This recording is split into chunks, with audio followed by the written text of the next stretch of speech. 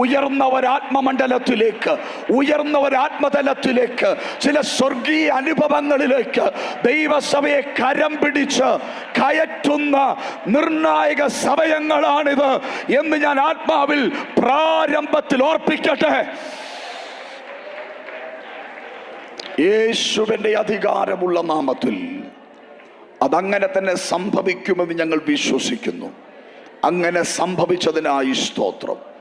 ദൈവവചനത്തിൻ്റെ നിറവുകളും നിയോഗങ്ങളും ഈ സഭയോട് അങ്ങയ്ക്കുള്ള ദൈവിക നീതിയും ആലോചനകളും ഇന്ന് പകൽ ഈ അധരങ്ങളിൽ പകരണമേ. ഈ അധരങ്ങളിലൂടെ വെളിപ്പെട്ടു വരണമേ. ഒരാത്മപകർച്ചയോട് എഴുന്നേൽക്കാൻ കൃപ നൽകണമേ. യേശു കർത്താവിൻ്റെ നാമത്തിൽ തന്നെ. അപ്പോസ്തലനായ യോഹന്നാനാൽ നമുക്ക് ലഭിക്കപ്പെട്ട അഞ്ചാമത്തെ പുസ്തകമാണ് വെളിപ്പാട് പുസ്തകമെന്ന് നമുക്കറിയാം.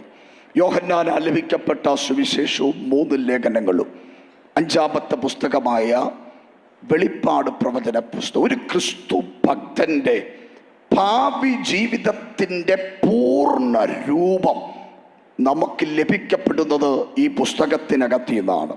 ഒരു ദൈവ പൈതലിൻ്റെ ഭാവിയുടെ പൂർണ്ണത മുഴുവനും ലഭിക്കപ്പെടുന്ന പുസ്തകമാണ് വെളിപ്പാട് പുസ്തകം. ഞാൻ ഒറ്റ വാക്കിൽ ആ പുസ്തകത്തെ 22 അധ്യായങ്ങളെ ഞാൻ ഒറ്റ വാക്കിൽ നിങ്ങളെ ഒന്ന് പരിചയപ്പെടുത്താം. 1-ാം അധ്യായത്തിൻ്റെ 19-ാമത്തെ വാക്യത്തിനകത്ത് എന്താണ് വെളിപ്പാട് പുസ്തകത്തിൻ്റെ അകത്തുള്ള ദൈവശബ്ദം എന്നത് വളരെ വ്യക്തമായി അവിടെ കാണാം. 1:19 ഇങ്ങനെ പറയുന്നു: നീ കണ്ടതും ഇപ്പോൾ ഉള്ളതും ഇനി സംഭവിക്കുവാൻ ഉള്ളതും. 3 വിഷയങ്ങൾ അതിനകത്ത് പ്രതിപാദിക്കുകയാണ്. ഒന്ന്, നീ കണ്ടതും ഇപ്പോൾ ഉള്ളതും ഇനി സംഭവിക്കുവാൻ ഇരിക്കുന്നതും. അതൊരു ടെൻസ് കണക്ക്, കാലം കണക്ക് എന്ന് പറഞ്ഞാൽ, നീ കണ്ടതെന്ന് പറയുമ്പോൾ അത് ഇന്നലകളിലേക്ക്, കഴിഞ്ഞ മിനിറ്റിലേക്ക്, കഴിഞ്ഞ മണിക്കൂറുകളിലേക്ക് പോകുന്ന സംഭവമാണ്. ഇപ്പോൾ ഉള്ളത് എന്ന് പറയുമ്പോൾ അത് പ്രസന്റായ കാര്യമാണ്, ഇപ്പോൾ സംഭവിച്ചു കൊണ്ടിരിക്കുന്ന മേഖലയാണ്. 3-ാമത്തത് ഇനി ഉള്ളത് എന്ന് പറയുമ്പോൾ ഇനി സംഭവിക്കാൻ ഇരിക്കുന്ന മേഖലയാണ്. എന്ന് പറഞ്ഞാൽ ഭാവി ഭൂത വർത്തമാന കാലങ്ങളെ ഒരുമിച്ച് പരിശുദ്ധാത്മാവ് ചേർത്ത് വെച്ച് നൽകുന്ന ദൈവശബ്ദത്തിൻ്റെ നിറവാണ് വെളിപ്പാട് പുസ്തകത്തിൽ നമുക്ക് ലഭ്യമായി തീരുന്നത്. 1-2 കാര്യങ്ങൾ പ്രാരംഭത്തിൽ ഓർപ്പിച്ചിട്ട് ദൈവം തന്ന ദൈവശബ്ദത്തിലേക്ക് ഞാനത് പ്രവേശിക്കാൻ ആഗ്രഹിക്കുക. ശ്രദ്ധിക്കുക, യോഹന്നാനോടുള്ള ബന്ധത്തിൽ പരിശുദ്ധാത്മാവ് കൊടുത്ത വെളിപ്പാടിൽ യോഹന്നാൻ പറയുന്ന ഭാഗങ്ങൾ, യോഹന്നാനിലൂടെ ദൈവത്തിൻ്റെ പരിശുദ്ധാത്മാവ് നൽകുന്ന വെളിപ്പാടുകളിൽ പറയുന്ന ഭാഗങ്ങൾ, നീ കണ്ടത്, ഇപ്പോൾ ഉള്ളത്, ഇനി സംഭവിക്കുവാൻ ഉള്ളത്. നീ കണ്ട കാര്യങ്ങൾ, നീ കണ്ട കാര്യം എന്താ? യോഹന്നാൻ കണ്ട കാര്യം. ഈ ഭാഗം ഒന്ന് പറഞ്ഞാലേ ഈ 11-ാം അധ്യായത്തെ ഒന്ന് വേഗത്തിൽ മനസ്സിലാക്കാൻ കഴിയത്തുള്ളൂ. എന്താണ് യോഹന്നാൻ കണ്ടത് എന്നത്? 1-ാമത്തെ അധ്യായത്തിൻ്റെ 13-ാമത്തെ വാക്യം മുതൽ 16-ാമത്തെ വാക്യം വരെയുള്ള വേദഭാഗം വായിക്കുമ്പോൾ യോഹന്നാൻ കണ്ടത് എന്താണെന്ന് ആ വാക്യത്തിനകത്ത് കാണാൻ കഴിയുന്നു. 7 പൊൻ നിലവിളക്കുടം നടുവിൽ നിൽക്കുന്ന യേശുവിനെ, നിലയങ്കി ധരിച്ച യേശുവിനെ, മാറത്ത് പൊൻകച്ച കെട്ടിയവനായി നിൽക്കുന്ന യേശുവിനെ, തലയും തലമുടിയും പഞ്ഞി പോലെ ഹിമത്തോളം വെണ്ണയുള്ളവനായി നിൽക്കുന്ന യേശുവിനെ, അഗ്നിജാലയ്ക്കൊത്ത് കണ്ണുള്ളവനായി നിൽക്കുന്ന യേശുവിനെ, ഉലയിൽ ചുട്ടുപഴിപ്പിച്ച വെള്ളോട്ടിന് സാദൃശ്യമായ കാലുകളോടെ നിൽക്കുന്ന യേശുവിനെ, പെരുവെള്ളത്തിൻ്റെ ഇരച്ചിൽ പോലെ ശബ്ദം ഉള്ളവനായ യേശുവിനെ. എന്ന് പറഞ്ഞാൽ മഹത്വവാനായ യേശുവിനെ കുറിച്ചുള്ള ദർശനം, തേജസ്കരിക്കപ്പെട്ട യേശു ക്രിസ്തുവിനെ കുറിച്ചുള്ള ദർശനം, ഇതാണ് യോഹന്നാൻ കണ്ടത് എന്ന് പറയുന്നത്. ശ്രദ്ധിക്കുക, ഈ ഒരു വചനഭാഗം ശരിക്കും നമുക്ക് മനസ്സിലാക്കി ആത്മാവിൽ ദൈവത്തെ മഹത്വപ്പെടുത്തണമെങ്കിൽ യോഹന്നാൻ ഇന്നലകളിൽ നിന്ന് യേശുവിൻ്റെ ക്രൂശിൻ്റെ ചുവട്ടിലേക്കൊന്ന് പോകണം. നമുക്കറിയാം, കർത്താവായ യേശു ക്രിസ്തുവിൻ്റെ ആ ക്രൂശിൻ്റെ ചുവട്ടിൽ കർത്താവിനെ പിൻഗമിച്ച് അനുഗമിച്ച ശിഷ്യന്മാരുടെ ഒരു തിരക്കും അവിടെ ഇല്ല. അവിടെ ഒരൊറ്റ ശിഷ്യൻ മാത്രമേ യേശുവിനെ അനുഗമിച്ചവരിൽ ഉണ്ടായിരുന്നുള്ളൂ. അത് യോഹന്നാൻ മാത്രമായിരുന്നു. ഒരു യഥാർത്ഥ ദൈവപൈതൽ അങ്ങനെയാ. അവൻ ഒരു ക്രിസ്തു ഭക്തനാണെങ്കിൽ, അവനൊരു ദൈവ പൈതലാണെങ്കിൽ, ഒരു മനുഷ്യന്റെ കഷ്ടതയുടെ ചുവട്ടിൽ ആ വ്യക്തി ഉണ്ടായിരിക്കും. അവിടുന്ന് മാറത്തില്ല. സന്തോഷത്തിൽ മാത്രമല്ല, സുഖത്തിൽ മാത്രമല്ല, ആ വ്യക്തിയുടെ, ആ ദൈവദാസന്റെ കഷ്ടതയുടെ ചുവട്ടിലും ആ വ്യക്തി ഉണ്ടായിരിക്കും. യോഹന്നാനെ കാണുന്നത് അങ്ങനെയാ. യോഹന്നാൻ ക്രൂശിന്റെ ചുവട്ടിൽ നിൽക്കുകയാ. ക്രൂശിന്റെ ചുവട്ടിൽ നിൽക്കുന്ന യോഹന്നാൻ കാണുന്ന കാഴ്ച എന്താ നമുക്ക് അറിയാമല്ലോ. രണ്ട് കള്ളന്മാരുടെ നടുവിൽ കിടക്കുന്ന യേശു, വസ്ത്രരഹിതനായി കിടക്കുന്ന യേശു, വിലാപ്പുറം കുത്തി തുറക്കപ്പെട്ടവനായി കിടക്കുന്ന യേശു, തൻ്റെ കാരിരുമ്പാട് കൊണ്ട് കാലുകൾ അടിക്കപ്പെട്ടവനായി കിടക്കുന്ന യേശു, പ്രാണവേദനയോടെ നിലവിളിക്കുന്ന യേശുവിനെയാ ആ ക്രൂശിന്റെ ചുവട്ടിൽ യോഹന്നാൻ കാണുന്നത്. ഇന്ന് പകൽ ഇവിടെ വന്ന ദൈവമക്കളെല്ലാം ശ്രദ്ധിച്ച ദൂത് കേൾക്കുന്നത് ഞാൻ വിശ്വസിക്കുന്നു. ക്രൂശിന്റെ ചുവട്ടിൽ കിടക്കുന്ന യോഹന്നാൻ കണ്ട യേശുവും വെളിപ്പാടിനകത്ത് യോഹന്നാൻ കണ്ട യേശുവിൻ തമ്മിലുള്ള വ്യത്യാസം നോക്കിയാൽ അതിന് ഞാനൊരു പദം പറയും: അസാധാരണം. സാധാരണമായൊരു കാഴ്ചയല്ല യോഹന്നാൻ ഇപ്പോൾ വെളിപ്പാട് പുസ്തകത്തിൽ കാണുന്നത്. അസാധാരണം. സ്ഥലം മാറി. ക്രൂശിന്റെ ചുവട ഇന്നലകളിൽ ഇപ്പോൾ പത്മോസില യോഹന്നാൻ കിടക്കുന്ന സ്ഥലം മാറി. പക്ഷേ വ്യക്തിക്കു മാറ്റമില്ല. അവിടെയും യോഹന്നാൻ, ഇവിടെയും യോഹന്നാൻ. അവിടെയും യോഹന്നാന്റെ കണ്ണ്, ഇവിടെയും യോഹന്നാന്റെ കണ്ണ്. പക്ഷെ കണ്ട കാഴ്ചയ്ക്ക് വ്യത്യാസമുണ്ട്. ഈ പകൽ ഞാൻ ആത്മാവിൽ പറയട്ടെ, സ്വന്തം കണ്ണുകൊണ്ട് തന്നെ ഇന്നലകളിൽ നീ കണ്ട പരാജയങ്ങളുടെ കാഴ്ചകൾക്കപ്പുറമായി ഒരു ജയത്തിന്റെ കാഴ്ചയെ കാണത്തക്ക നിലകളിൽ ഈ ദിവസങ്ങളിൽ സ്വർഗം എനിക്ക് വേണ്ടി ഇടപെടും. വെളിപ്പാടിന്റെ ആത്മാവിനെ എനിക്കായി തുറന്നു തരുമെന്ന് വിശ്വസിക്കുന്നവർ കർത്താവിന് മഹത്വം കൊടുക്കണം. രക്തത്താലും വചനത്താലും ജയമെടുക്കുകയാണ്. ഒന്നുകൂടെ പറഞ്ഞാൽ, ദൈവജനം തിരിച്ചറിയുക, നമ്മുടെ കണ്ണുകൾ കൊണ്ട് ഇങ്ങനൊക്കെ കർത്താവ് ചെയ്യുമോ എന്ന് ചോദിക്കത്തക്ക നിലകളിൽ അവിശ്വസനീയമായ മാറ്റങ്ങൾക്ക് എന്നെയും നിങ്ങളെയും സാക്ഷിയാക്കത്തക്ക നിലയിൽ സ്വർഗം ചില കാഴ്ചകൾ നമ്മളെ കാണിക്കാൻ പോകുക. എത്ര പേര് വിശ്വസിക്കുന്നുണ്ട്? ഈ മാറ്റം എൻ്റെ കുടുംബത്തിൽ എങ്ങനെ സംഭവിച്ചു? ഈ വ്യത്യാസം എൻ്റെ തലമുറയിൽ എങ്ങനെ സംഭവിച്ചു? ഈ ചേഞ്ച് എൻ്റെ സഭയ്ക്കകത്ത് എങ്ങനെ സംഭവിച്ചു?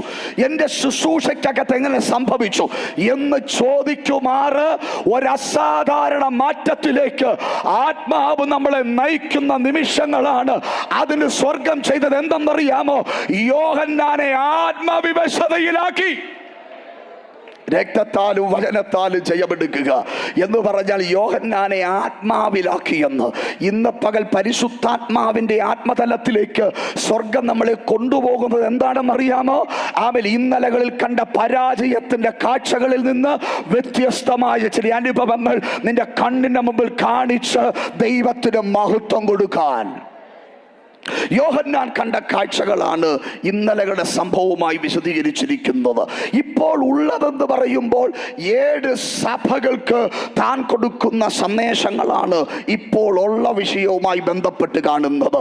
ആ ഭാഗത്ത് ഞാൻ നിൽക്കുന്നില്ല. ഇനി മുൻപിലോട്ട് പോകുമ്പോൾ കാണുന്നത് ഇനി സംഭവിക്കുവാൻ ഉള്ള വിഷയങ്ങളെ കുറിച്ചുള്ള ഭാഗങ്ങളാണ്.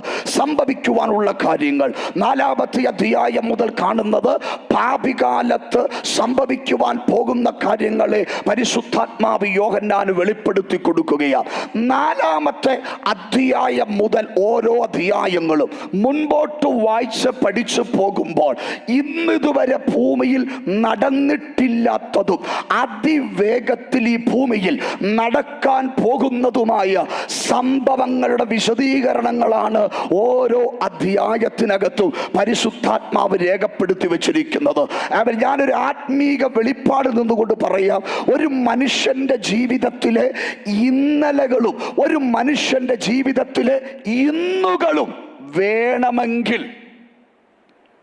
പരിശുദ്ധാത്മാവിന്റെ സഹായം കൂടാതെ ആ വ്യക്തിയോടുള്ള സഹവാസത്തിൽ കുറച്ചൊക്കെ പിടിച്ചെടുക്കാൻ പറ്റും. എന്ന് പറഞ്ഞാൽ, ഞാൻ സുനിൽ പാസ്റ്ററുടെ കൂടെ ഒരു മാസം യാത്ര ചെയ്താൽ തൻ്റെ അധരങ്ങളിൽ നിന്ന് ഇന്നലകളിൽ താൻ ആയിരുന്ന അവസ്ഥകൾ, താൻ ആരായിരുന്നു എന്നത് എനിക്ക് മനസ്സിലാക്കാൻ പറ്റൂ.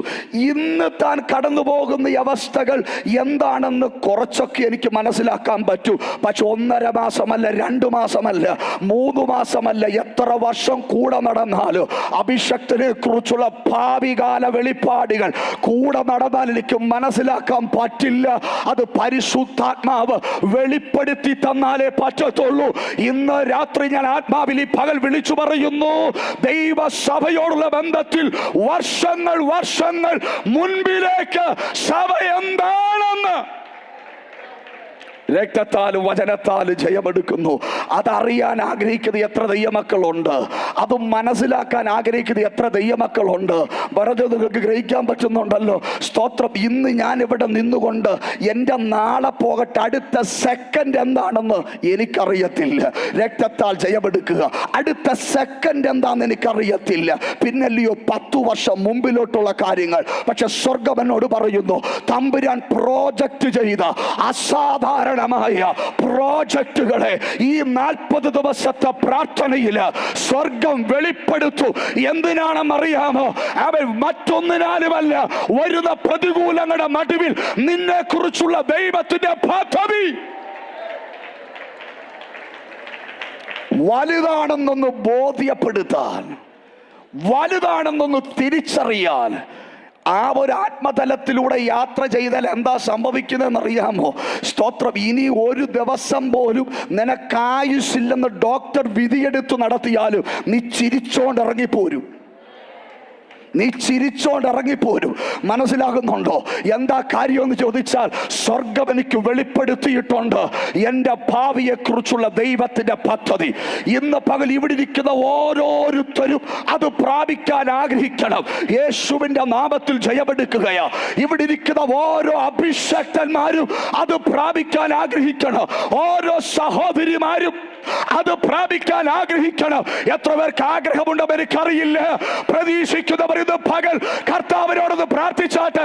പരിശുദ്ധാത്മാവേ, എന്റെ മുൻപിലുള്ള ഭാവി പദ്ധതികളുടെ ആ ഡോറ് സ്വർഗം എനിക്കായി തുറക്കണേ. കരങ്ങൾ ഉയർത്തി പ്രാർത്ഥിച്ചേ. അത് പ്രവചനാത്മാവിലൂടെയാകാം, അത് വെളിപ്പാടിലൂടെയാകാം, അത് വചനത്തിലൂടെയാകാം, ഏതു മേഖലയിലൂടെയാണെങ്കിലും ഇന്ന് പകൽ സ്വർഗം എനിക്കത് വെളിപ്പെടുത്തി തരണമെന്ന് ആഗ്രഹിക്കുന്നവരെ ഓർത്ത് ഞാനിന്ന് പകൽ ദൈവത്തിന് സ്തോത്രം പറയുകയാണ്. അങ്ങനെ ഒരു ദൈവിക പദ്ധതി വെളിപ്പെട്ടിട്ടുണ്ടെങ്കിൽ കടലിൽ നിന്ന് ഒരു മൃഗമല്ല 10 മൃഗം കയറി വന്നാലും മനസ്സിലാക്കുന്നില്ല, സാത്താന്റെ ലോകം മുഴുവനും നിനക്കെതിരെ എഴുന്നേറ്റാലും യേശുവിന്റെ നാമത്തിൽ അതിന്റെ നടുവിൽ കുലുങ്ങി പോകത്തില്ലെന്ന്. എന്താ കുലുങ്ങി പോകാത്തെ? അവൻ മാറ്റം വരാത്ത ദൈവാലോചനയുടെ നിറവ് സ്വർഗം എൻ്റെ അകത്ത് പകർന്നിട്ടുള്ളത് കൊണ്ട് അവർ കുലുങ്ങിപ്പോകാൻ ഞാൻ വിട്ടുകൊടുക്കത്തില്ല. ഇന്ന് പകൽ എവിടൊക്കെയോ പ്രതിസന്ധികളുടെ മുമ്പിൽ കുലുക്കാൻ നോക്കുന്ന ഇരുട്ടിന്റെ ശക്തികൾക്ക് മുമ്പിൽ നിന്നോട് പറഞ്ഞ പ്രവചനത്തെ, നിന്നോട് പറഞ്ഞ ദൂതിനെ,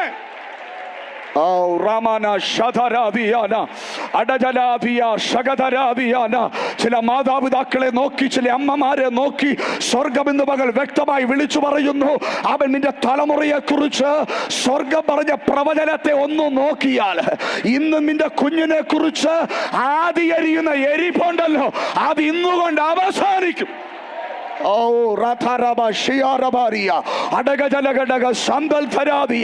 ഇന്ന് നിന്റെ ശരീരത്തിന്റെ ഷുഗറിന്റെ ലെവലോ, ബിപിയുടെ ലെവലോ, കൊളസ്ട്രോളിന്റെ ലെവലോ, ആന്തരിക അവയവങ്ങളുടെ പരാജയമോ അല്ല ഇവിടുത്തെ വിഷയം. ഇന്ന് പകൽ പറ, ഞാൻ ഭാവികാല ദൈവിക പദ്ധതിയിൽ ഉള്ളവനാണ്. യേശുവിന്റെ അധികാരമുള്ള നാമത്തിൽ മനസ്സിലാക്കാൻ പറ്റുന്നവർക്കായി ഞാൻ സ്തോത്രം പറയുകയാണ്. ഹല്ലേലൂയ. ഞാൻ ഞാൻ ഉദരത്തിൽ ഉരുവാകുന്നതിന് മുമ്പേ അറിഞ്ഞ് എന്നെക്കുറിച്ചുള്ള ദൈവത്തിൻ്റെ കാര്യപരിപാടികളെല്ലാം തമ്പുരാൻ അതിൻ്റെ പൂർണ്ണ രൂപത്തിലാക്കി വെച്ചിട്ട് എന്നെ ശുശ്രൂഷയ്ക്കായി എഴുന്നേൽപ്പിച്ചിരിക്കുന്നതെങ്കിൽ, അല്ല എന്നെ ഭൂമിയിലേക്ക് ജനിപ്പിച്ചതെങ്കിൽ, അതിനെതിരെ ഉയരുന്ന ഒരൊറ്റ പോരാട്ടത്തിന്റെ മുൻപിലോ ഞാൻ തകർന്നു മനസ്സിലാക്കുക. ഏലിയാവേ, നീ മതിയെന്ന് പറഞ്ഞാലും ഞാൻ നിർത്തില്ല. മനസ്സിലായില്ല? നീ മതിയെന്ന് പറഞ്ഞാലും ഞാൻ നിർത്തത്തില്ല. നീ പറഞ്ഞു മതിയെന്ന്, ഇനഫ്, മതി, ഒത്തിരി കാര്യം ഞാൻ ചെയ്തല്ലോ, മതി, ഓടാതിന് മാക്സിമം ഓടിയല്ലോ, മതി. പക്ഷെ തമ്പുരാൻ പറയുന്നു, നീ മതിയെന്ന് പറഞ്ഞാലും എന്റെ പ്രോജക്റ്റ് തീരാവേ. രക്തത്താൽ ജയമെടുക്കുക. നീ മതിയെന്ന് പറഞ്ഞാലും ഞാൻ തീർക്കത്തില്ലെന്ന്. കാര്യം എന്താണെന്നറിയോ? ഒത്തിരി ശുശ്രൂഷക നീ ചെയ്തവനാ, എനിക്കറിയാം. ആഹാബിന്റെ മുമ്പിൽ നെഞ്ചുവിരിച്ചു വെല്ലുവിളിയോടെ ദൂത് പറഞ്ഞവനാ നീ, എനിക്കറിയാം. അസാധാരണ ശുശ്രൂഷയുടെ നിയോഗങ്ങൾക്കാ നീ ഉപയോഗിക്കപ്പെട്ടവനാ, എനിക്കറിയാം. പക്ഷേ അവനൊരു ശുശ്രൂഷ ബാക്കി കിടപ്പുണ്ട്. അടുത്തൊരു തലമുറയെ നിനക്ക് പകരമായി എഴുന്നേൽപ്പിക്കാനുള്ള ഒരു വലിയ ദൗത്യം ബാക്കി കിടപ്പുണ്ട്. ഇന്ന് പകൽ എത്ര പേർക്ക് മനസ്സിലാകുന്നുണ്ട്? ആ ഒരു ദൈവിക പദ്ധതിയെ അവൻ പൂർത്തീകരിക്കാതെ അവൻ നിന്നെ ഒതുക്കാൻ ഒരു ശക്തിക്കും കഴിയത്തില്ല. ആത്മാവിൽ പ്രതികരിച്ചാട്ടെ. വിശ്വസിക്കുന്നവർ കരങ്ങൾ അടിച്ചെന്ന് പകൽ ആത്മാവിൽ ചില സെക്കൻഡുകൾ അധരങ്ങളെ തുറന്നുകൊണ്ട്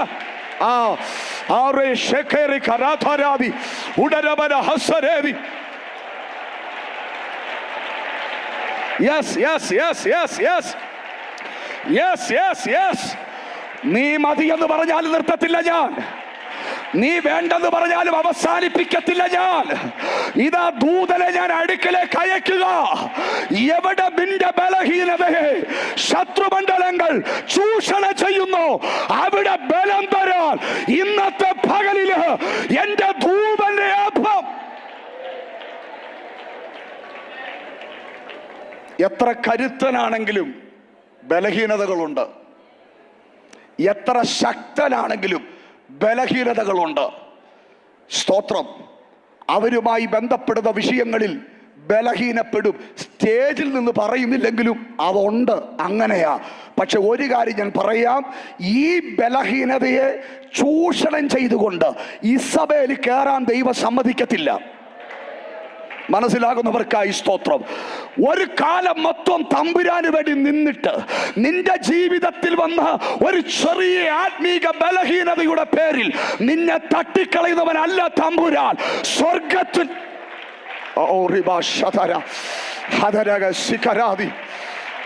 ആത്മാവിൽ തിരിച്ചറിയുന്നവരുണ്ടെങ്കിൽ ഈ ദൂത ഹൃദയം തുറന്ന് സ്വീകരിക്കാൻ നിയോഗം പ്രാപിച്ച ആരൊക്കെ ഇതിനകത്തുണ്ടല്ലോ, ഇതാരോടൊക്കെയോ ദൈവം ശിരസിൽ കൈവച്ച് പറയുന്നല്ലോ, യേശുവിൻ നാമത്തിൽ, യേശുവിൻ നാമത്തിൽ, യേശുവിൻ നാമത്തിൽ.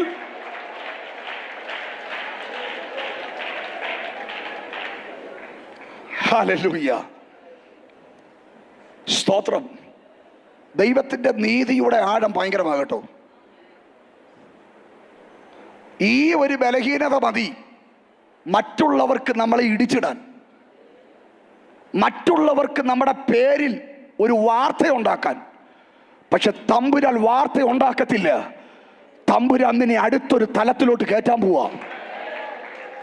രക്തത്താൽ ജയമെടുക്കുന്നു.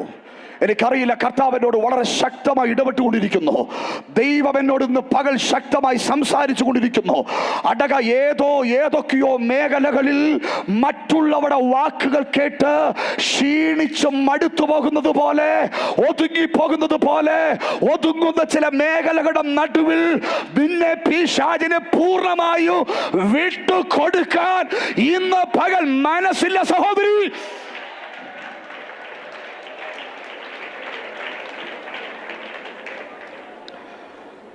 എന്താ സ്വർഗം പറഞ്ഞേ? നിങ്ങൾ ശ്രദ്ധിച്ച, ദൈവത്തിന്റെ വിശ്വാസം ശ്രദ്ധിച്ചേ.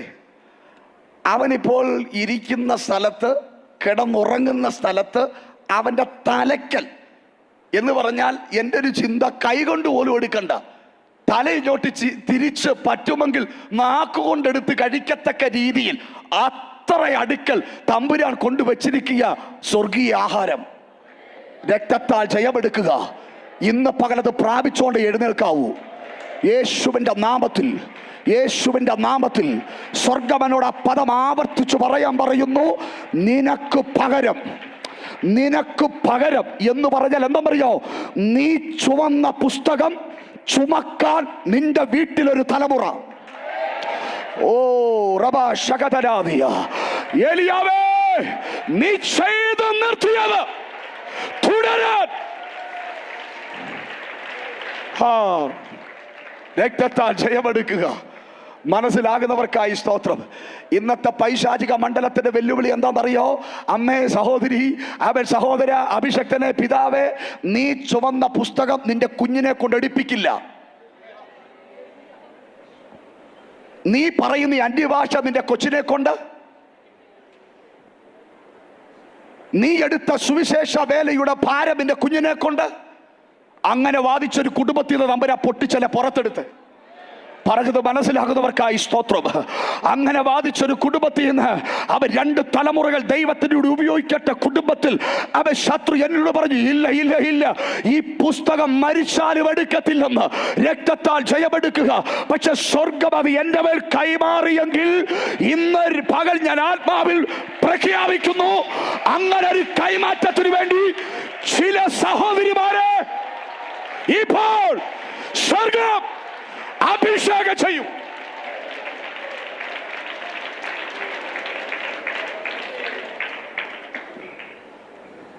രക്തത്താൽ ജയമെടുക്കുക. ചെയ്തു വന്ന പ്രൊഫഷൻ തുടരുന്നതല്ല, നമ്മുടെ കയ്യിലിരിക്കുന്ന വസ്തുവകളുടെ അതോറിറ്റി കൈമാറുന്നതല്ല. പിന്നെയോ അഭിഷേകത്തിന്റെ കൈമാറ്റം, വെളിപ്പാടിന്റെ കൈമാറ്റം, യോർദാനെ 2 ആക്കുന്നതിന്റെ കൈമാറ്റം.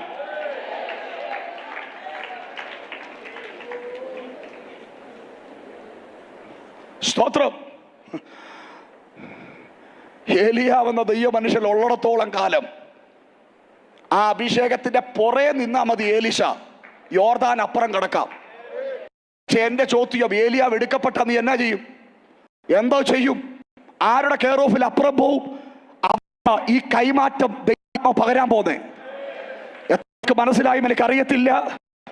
നിങ്ങൾ ഒരു തലമുറയിൽ പോരാടി ജയിച്ച ജയങ്ങളെ തലമുറയിലൂടെ നമ്മെ തലകുലിപ്പിക്കുമെന്ന് പറയുന്ന ആവശ്യ അവകാശവാദങ്ങൾ ഈ 33ാമത്തെ പകലിൽ യേശുവിന്റെ നാമത്തിൽ ഒരായുസ് മുഴുവനും നിന്ന് ദൈവത്തിന് വേണ്ടി പോരാടിയ ആ പോരാട്ടത്തെ ചില മിനിറ്റുകൾ കൊണ്ട് തച്ചുടയ്ക്കാൻ പവനാന്തരീക്ഷത്തിനകത്ത് തലമുറകളെ കൈയടക്കുന്ന ചില കൈയടക്കൽ ശക്തികൾ ഇവിടെ നീ ആരാധിക്കുമ്പോൾ പവനമണ്ഡലങ്ങളിൽ, ജോലിമണ്ഡലങ്ങളിൽ എനിക്ക് ആത്മാവിൽ ശക്തമായി വെളിപ്പാട് വരുന്നു. തലമുറകളെ കൂട്ടമായി ദൈവാത്മാവ് എഴുന്നേൽപ്പിക്കുന്ന ഒരു പ്രാർത്ഥനയായത്. പ്രാർത്ഥിച്ചോ.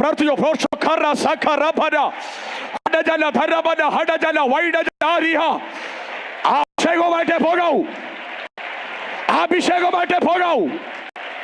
കൈമാറമെല്ലാം വേണം. ഭവനത്തിനകത്ത് ചെന്ന് നിന്റെ കുഞ്ഞിന്റെ തലയിൽ കൈവയ്ക്കുമ്പോൾ അങ്ങനെ ഒരു പകക്കാൻ പോകുക.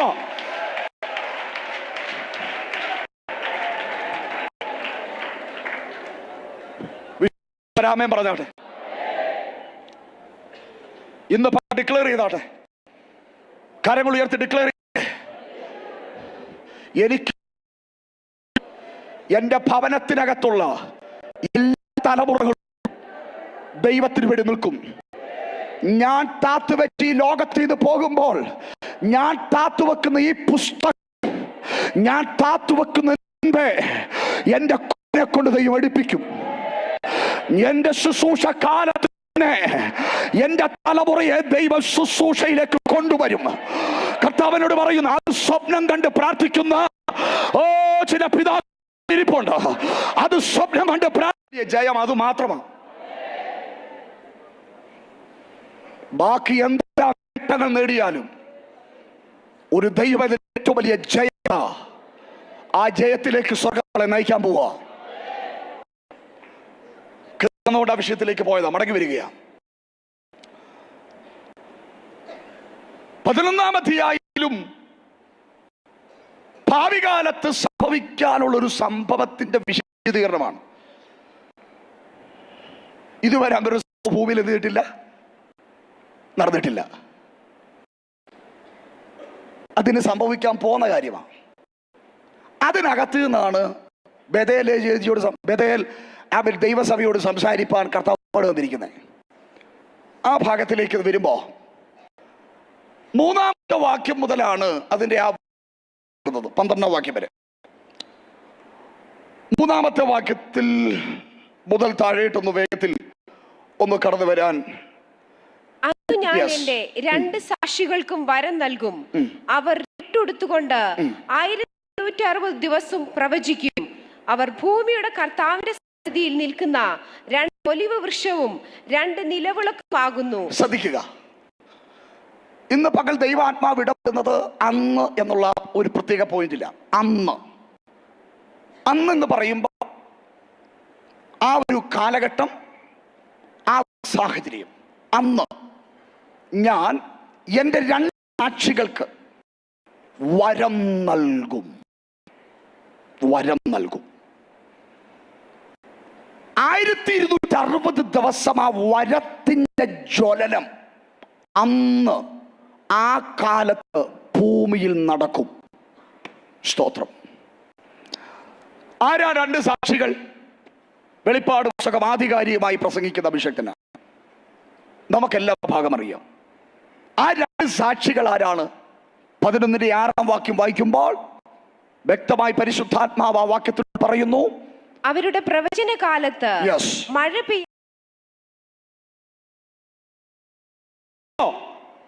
നീ അത് മറക്കില്ലേ?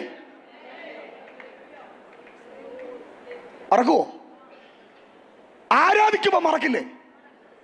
ദൂത് കേൾക്കുമ്പോ മറക്കില്ലേ? പക്ഷെ ആ കാലത്തെ നോക്ക്, അങ്ങനെ മറക്കാൻ പറ്റില്ലത്. കാര്യം എന്താണെന്നറിയോ? പറയാം. കാര്യം, ദൈവസാന്നിധ്യം അന്ന് ഭൂമിയിലില്ല. എന്റെ കൂടെ ഒന്ന് വരണേ, ഞാനൊരു വിഷയത്തിലേക്ക് ഒന്ന് കൊണ്ടുവരിക. എന്തില്ല? എന്താ ദൈവസാന്നിധ്യം ഇല്ലാത്ത? ഗുഡ്. ഭാര്യ ഉണ്ടെങ്കിലേ ഭർത്താവുള്ളൂ. ഭാര്യയുമായിട്ട് ഭർത്താവ് പോയി. ആരാ ഭാര്യ? സഭ. ആരാ ഭർത്താവ്?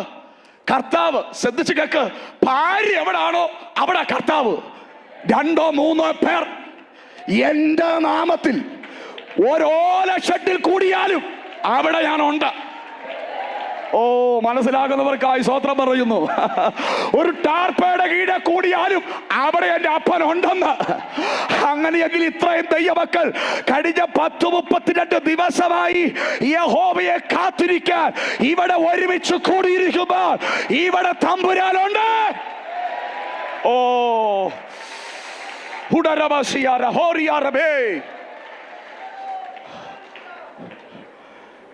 എന്താ ലൈവിലൂടെ 100 കണക്കിന് 1000 ആൾക്കാർ നമ്മുടെ മീറ്റിങ്ങുകൾ ഫോളോ ചെയ്യുന്നേ? മറ്റൊരു രാജ്യത്തിലിരുന്ന്. എന്താ കാര്യം എന്നറിയോ? ഈ വെളിപ്പാടും ദൂതും ആരാധനയും വെളിപ്പെടുമ്പോൾ തന്നെ അവിടെയും സ്വർഗം ഇറങ്ങി വരുന്നുണ്ട്. യേശുവിന്റെ നാമത്തിൽ പരിധികൾക്കും പരിമിതികൾക്കും അപ്പുറമായി ഇറങ്ങുന്ന ദൈവത്തിന്റെ മഹത്വം ഇന്ന് പകൽ ഇതിനകത്ത് വ്യാപരിക്കുന്നത് ഞാൻ ആത്മ കണ്ടുകൊണ്ട് കാണുകയാണ്. അത് അനുഭവിക്കുന്നവർക്കായി ഞാൻ ദൈവത്തിന് സ്തോത്രം പറയുന്നു. കാണാനൊന്നുമില്ലെങ്കിലും അനുഭവിക്കാൻ. ഓ റബാ ഷെഥേ അറസിക്കോറിയാരേ. സ്തോത്രം. നമ്മുടെ ഈ പഴയ നിയമവും പുതിയ നിയമത്തിൻ്റെ ഇടയിൽ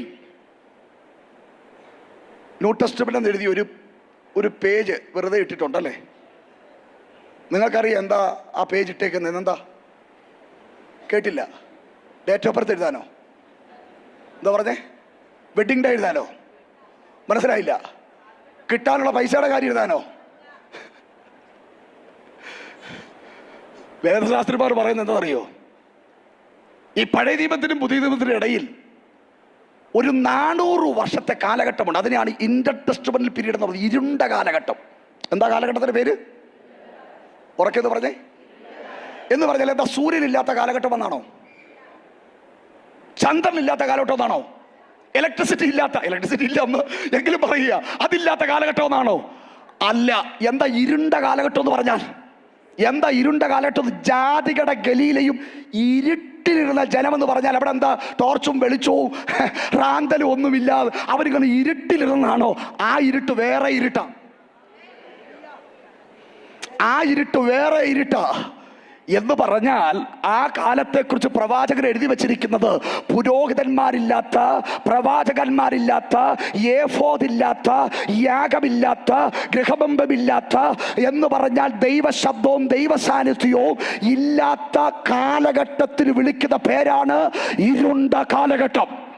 യേശുവിന്റെ നാമത്തിൽ ജയമെടുക്കുക. അതുകൊണ്ട് ആത്മാവ് നമ്മളെ നിയോഗിക്കുന്നത്, അവ വീട്ടിനകത്ത് ചെന്നാൽ രാവിലത്തെ പ്രാർത്ഥന മുടക്കരുത്, വൈകിട്ടത്തെ പ്രാർത്ഥന മുടക്കരുത്. തുടക്കവും ഒടുക്കവും പ്രാർത്ഥനയിലായിരിക്കണം. ഇടവിടാതെ സ്തോത്രം ചെയ്യണം. ഓ, നിങ്ങൾക്ക് മനസ്സിലായില്ലെന്ന് തോന്നല്ലോ. കിച്ചണിൽ ജോലി ചെയ്യുമ്പോഴും അന്യഭാഷയിൽ ആരാധിച്ചുകൂടെ? വാഹനം ഓടിക്കുമ്പോഴും അന്യഭാഷയിൽ ആരാധിച്ചുകൂടെ? മനസ്സിലാകുന്നവർക്കായി സ്തോത്രം പറയുകയാ. എന്താ അങ്ങനെ ആത്മാവിൽ നിൽക്കുന്ന ഒരു ദൈവമൈതന്റെ കുടുംബം ഇരുട്ടിലല്ല.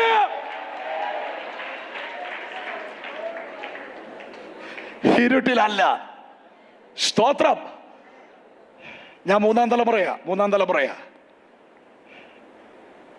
ഞാൻ എൻ്റെ വല്യമ്മച്ചിയുടെ കൂടെ കടന്നുകൊണ്ടിരുന്ന, ഒറ്റ മുറിയല്ലോ, 2 മുറി അങ്ങാണ്ടേ ഉള്ളൂ. ഒരു വല്യമ്മച്ചിയുടെ കൂടെ കടന്നുകൊണ്ടിരുന്നേ എൻ്റെ കൊച്ചുപ്രായത്തില്. ഈ വല്യമ്മച്ചിക്കൊരു സ്വഭാവമുണ്ട്. രാത്രിയിൽ ഒരു 10-20 പ്രാവശ്യം ചാടി അങ്ങോട്ട് എഴുന്നേറ്റ് 2 അന്യഭാഷ, 2 പ്രാർത്ഥന, ഒറ്റ കിടപ്പ്. എൻ്റെ ഉറക്കം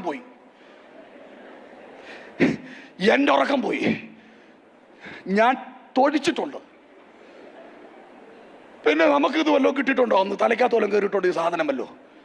തൊഴിച്ചിട്ടുണ്ട് ഞാൻ, ഇടിച്ചിട്ടുണ്ട് ഞാൻ. സ്തോത്രം. അപ്പൊ പിന്നെയും രാത്രി, പിന്നെ അടുത്ത ദിവസം രാത്രി പോയി കിടക്കാൻ നേരം പറയടാ, എന്നെ ഇന്നലത്തെ പോലെ തൊഴിക്കാനും പിടിക്കാനും നീ കിടക്കരുത്, വേറെ എവിടെങ്കിലും പോയി കിടന്നോ. പക്ഷെ എനിക്ക് പേടിയാ തന്നെ കിടക്കാൻ. സ്തോത്രം പറയുന്നില്ലല്ലോ നിങ്ങൾ? പേടിയാ തന്നെ കിടക്കാൻ. സ്തോത്രം. രക്തത്താൽ ജയമെടുക്കുക. എന്റെ ഭാഷയെ പറഞ്ഞാൽ ഒരു അന്ധകാര ശക്തി പഞ്ചായത്ത് കൂടെ പോലും പോത്തില്ലായിരുന്നു. മനസ്സിലാകുന്നവർക്കായി സ്തോത്രം പറയുന്നു. ഓ,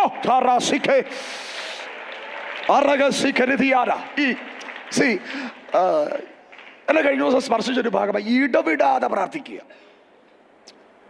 ഈ ഇടവിടാതെ പ്രാർത്ഥിക്കുക എന്ന് പറയുമ്പോൾ പ്രാർത്ഥനാ വിഷയത്തിൽ മാത്രമേ പരിശുദ്ധാത്മാവ് ഇടവിടാതെ ആരാധിക്കാൻ പറഞ്ഞിട്ടില്ല, ഇടവിടാതെ ഉപവസിക്കാൻ പറഞ്ഞിട്ടില്ല,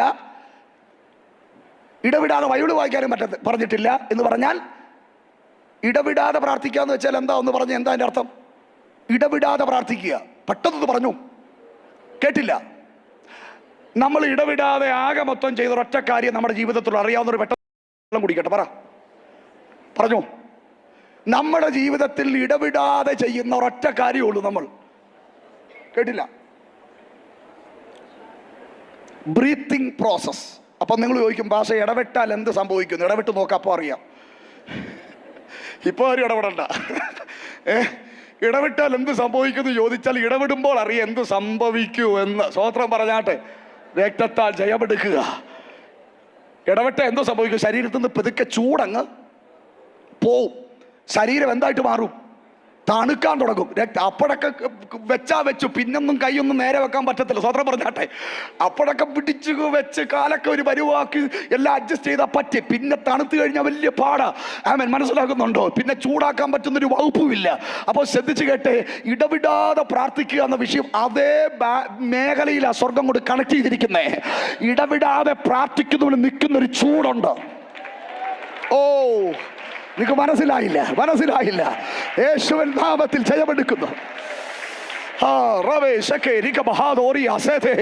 ഇടവിടാതെ അന്യഭാഷ പറയുന്നവന് നിൽക്കുന്നൊരു ചൂടുണ്ട്. ഇന്ന് പകൽക്കാലം അവൻ ആത്മമണ്ഡലം തുറന്ന് ലഭിച്ചവർക്കായി ഒരു ദൈവദാസന്റെ ദൂത് കേൾക്കുമ്പോഴല്ല, ഇടവിടാതെ. മനസ്സിലാകുന്നില്ല? അത് ഞാൻ ഈ ദിവസങ്ങളിൽ എൻ്റെ ചർച്ചയിലകത്ത് തിരിച്ചറിയാൻ തുടങ്ങി. വാസേ, ഡിസംബർ മാസം 16-ാം തീയതി 26-ാം തീയതി തുടങ്ങി. ജനുവരി 16-ാം തീയതി തീരുന്നൊരു സ്വർഗം പറഞ്ഞു 100 ദിവസത്തിലേക്ക് പോകാൻ. 100 ദിവസത്തിലേക്ക് പോയി. 100 കഴിഞ്ഞപ്പോൾ അടുത്തത് 26 മണിക്കൂർ. കഴിഞ്ഞ ദിവസം 26 മണിക്കൂർ. ജീവിതത്തിൽ ആദ്യമായിട്ട് 12 മണിക്കൂർ ഇരുന്നു. 26 മണിക്കൂർ ഉറങ്ങാതെ ഞാനും എൻ്റെ കൂടെ ഒരു കൂട്ടം ജനവും ഇരുന്നത്. രക്തത്താൽ ജയമെടുക്കുക.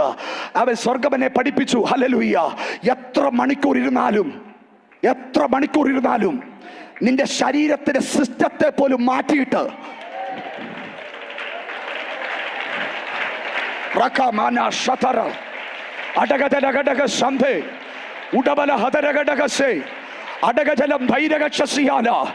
ദൈനംദിന ജീവിതത്തിൽ നിനക്ക് വേണ്ടിയ കാര്യങ്ങൾ ഒന്നും ഇല്ലാതെ തന്നെ, ചെയ്യാതെ തന്നെ ഞാനൊരു ഉണർവ് വിഷയത്തെ പഠിച്ചപ്പോൾ ഏകദേശം 78 മണിക്കൂർ ഒരു ദൈവ മനുഷ്യൻ പ്രാർത്ഥിക്കാനിരുന്ന് 78 മണിക്കൂർ കഴിഞ്ഞപ്പോൾ എഴുന്നേറ്റു. വെള്ളം കുടിച്ചില്ല, ആഹാരം കഴിച്ചില്ല, തൻ്റെ ദൈനംദിന കാര്യങ്ങൾ ചെയ്യേണ്ടതൊന്നും. ഞാൻ ചോദിച്ചു, തമ്പുരാനെ ഇതെങ്ങനെ പറ്റിയെന്ന്. തമ്പുരാനോട് ചോദിച്ചു, മോനെ, മോശ എൻ്റെ അടുക്കൽ വരുമ്പോൾ ബ്രഷും പേസ്റ്റും ഉമുക്കിരിയായിട്ടാന്ന് വന്നേ. സ്വോത്രം പറഞ്ഞാട്ടെ. ആണോ? ദൈവസാന്നിധ്യത്തിലേക്ക് മോശ കയറിയങ്ങ് ഇരുന്നു. മനസ്സിലാകുന്നില്ല? അവന്റെ ബോഡിയുടെ തലം പോലും അത് അവന്റെ ത്വക്കൊക്കെ ശോഭിച്ചെന്ന് പറയുന്നേ മറ്റൊരു സ്ട്രക്ചറിലേക്ക് അവന്റെ ഫിസിക്കൽ ലെവലിനെത്താം. ഓ റാബാഷേ, ഞാൻ ആത്മാവിൽ വെളിപ്പാട് കണ്ടു പറയുന്നു, പുതിയ അവയവം ഇതിനകത്ത് ക്രിയേറ്റ് ചെയ്യപ്പെടുന്നുണ്ട്. പുതിയ അവയവങ്ങൾ. ലക്ഷങ്ങൾ മുടക്കേണ്ട വിഷയത്തിന്റെ മേൽ പരിശുദ്ധാത്മാവ് പുതിയ അവയവങ്ങൾ, നിന്റെ ആന്തരിക അവയവങ്ങളെ സ്വർഗവിധവകൾ റീഫ്രഷ് ചെയ്യുന്നു. പ്രാർത്ഥിച്ചോ. കരളുകളെ ഹാർട്ടിനെ. ഓ, എന്നെ ആത്മാവ് ശക്തമായി വെളിപ്പാട് കണ്ടു പറയാൻ പറയുന്നു. അങ്ങനെയുള്ളവർ ശരീരത്തിലേക്ക് കൈവച്ച് പ്രാർത്ഥിച്ചോ. അകത്ത് പ്രശ്നമുണ്ടെന്ന് ബോധ്യമുള്ളവർ പ്രാർത്ഥിച്ചോ. സ്വർഗം പറയുകയോ. 120-ാമത്തെ വയസ്സിൽ മോശ മരിക്കുമ്പോൾ അവന്റെ ദേഹബലം എന്ത് ചെയ്തില്ല, അവന്റെ കണ്ണിന്റെ കാഴ്ച എന്ത് ചെയ്തില്ല. ഓറ, എന്താ കാര്യം? പ്രസൻസിനകത്തിരിക്കുന്നവന്റെ ബോഡി സ്ട്രക്ചറിനെ യേശുവിൻ നാമത്തിൽ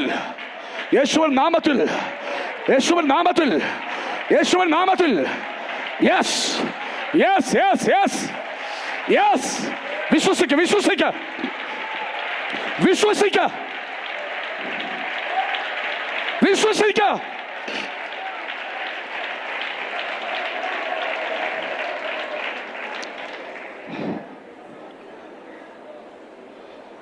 കേട്ടെ, അന്നത്തെ കാലത്തെക്കുറിച്ച് ഞാൻ പറഞ്ഞു വരുന്നത്. ഇന്ന് കഷ്ടവും സങ്കടവും ശൂന്യതയും ഉണ്ടെങ്കിലും ദൈവസാന്നിധ്യം ഇവിടെ ഉള്ളത് കൊണ്ടും കർത്താവ് ഇവിടെ ഉള്ളത് കൊണ്ടും അതിനെയെല്ലാം നമ്മൾ മറന്ന ദൈവകൃപയിൽ നിൽക്കുന്നത്. പല സന്ദർഭങ്ങളിൽ ഹൃദയം പൊട്ടി ഞായറാഴ്ചത്തെ ആരാധനയിലേക്ക് ഹൃദയം തകർന്ന് ഒത്തിരി വേദനകളുമായിട്ട് ആലയത്തിനകത്തേക്ക് കയറുന്ന സമയത്താകാം അവിടെ പാടുന്ന പാട്ടിന്റെ 2 വരി പിടിച്ചു കുലുക്കുന്നേ. അവിടെ പറയുന്നൊരു വചനത്തിന്റെ ദൂത് നിന്നെ സ്പർശിക്കുന്നത്. എത്ര പേരെ അത് സ്പർശിച്ചുകൊണ്ടിരിക്കുന്നു? സംഘർഷത്തിന്റെ കെട്ടുകൾ ഇന്ന് പകൽ നീ പോലും അറിയാതെ നിന്റെ ശിരസിൽ നിന്ന് സ്വർഗം അഴിച്ചുകൊണ്ടിരിക്കുക. യേശുവിൻ നാമത്തിൽ വിശ്വസിക്കുന്നവർ ആത്മാവിൽ പ്രതികരിക്ക.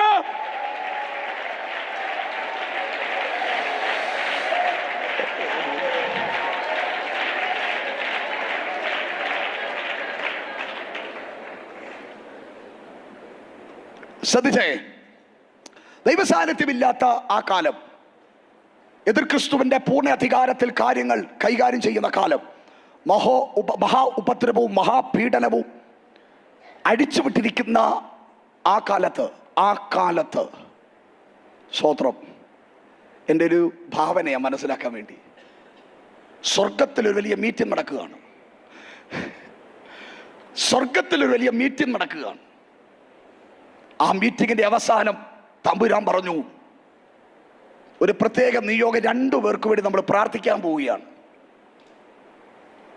അത് മറ്റാരുമല്ല, മോശയ്ക്കും ഏലിയാവിനും വേണ്ടി. അവര് മുമ്പോട്ട് വരാമെന്ന് പറഞ്ഞു. മോശയും ഏലിയാവും മുമ്പോട്ട് വരികയാണ്. തമ്പുരാൻ പറഞ്ഞു, എല്ലാവരും കരങ്ങൾ ഉയർത്തിപ്പിടിച്ചാട്ടെ, നമ്മൾ ഇവർക്ക് വേണ്ടി പ്രാർത്ഥിക്കാൻ പോവുകയാണ്. എൻ്റെ ഒരു ഭാവനയാണ് നിങ്ങൾക്ക് മനസ്സിലാക്കാൻ വേണ്ടി. തമ്പുരാൻ ദൂതനോട് പറഞ്ഞൊരു സ്ക്രീൻ, ആ സ്ക്രീനകത്ത് ഇപ്പോൾ ഭൂമിയിൽ നടക്കുന്ന കാര്യങ്ങളൊന്ന് കാണിക്കാൻ പറഞ്ഞു. ഭൂമിയിൽ എതിർ ക്രിസ്തു അധികാരത്തോടെ അടിച്ചുവിടുന്ന ഉപദ്രവങ്ങളും കൊലയും പീഡനങ്ങളും ഇരുട്ടിന്റെ നിറവും കാർമേഘത്തിന്റെ നിറവും വലിയ കഷ്ടതയുടെയും ശൂന്യതയുടെ നിറവും നിൽക്കുന്ന കാഴ്ച സ്ക്രീനിൽ കാണിച്ചു. കേൾക്കുന്നുണ്ടോ? എന്നിട്ട് തമ്പുരാൻ പറഞ്ഞു, നിങ്ങളെ 2 പേരെ ഞാൻ ഭൂമിയിലേക്ക് ഒന്നുകൂടെ അയക്കാൻ പോവാ. സ്തോത്രം. താല്പര്യമുണ്ടോ എന്ന് ചോദിച്ചപ്പോ മനസ്സുകൊണ്ട് താല്പര്യം ഇല്ലെന്നാ എൻ്റെ ചിന്ത. കാര്യം എന്താന്ന് പറഞ്ഞാൽ, നമുക്കറിയാലോ, ഒരു ക്രിസ്തുഭക്തന്റെ മരണം ഒരു വിശ്രമത്തിലേക്കുള്ള യാത്രയാ.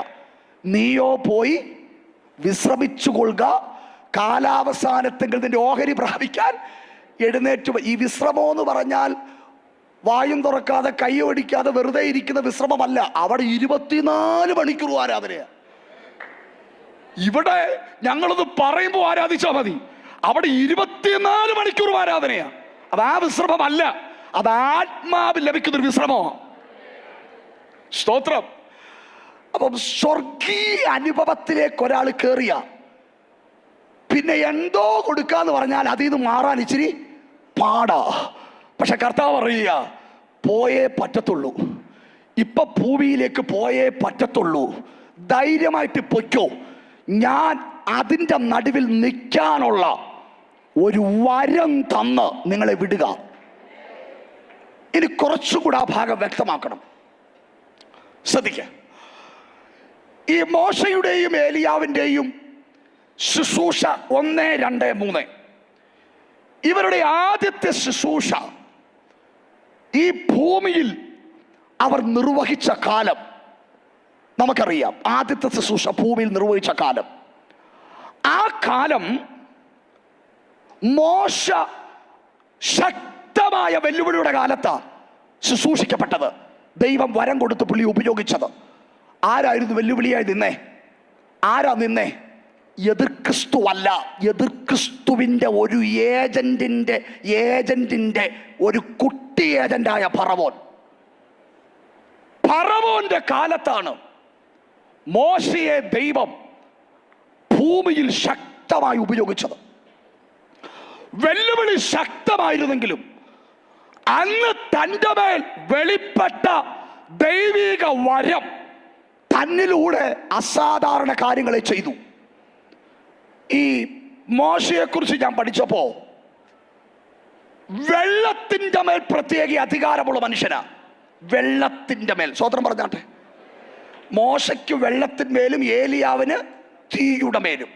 വെള്ളത്തിന്റെ മേൽ പ്രത്യേക അഭിഷേകമുള്ളവനാ. കാര്യം തടസ്സമായി നിൽക്കുന്ന വെള്ളത്തെ 2 ആക്കാനും മേലും. വെള്ളത്തിന്റെ മേൽ പ്രത്യേക അഭിഷേകമുള്ളവനാ.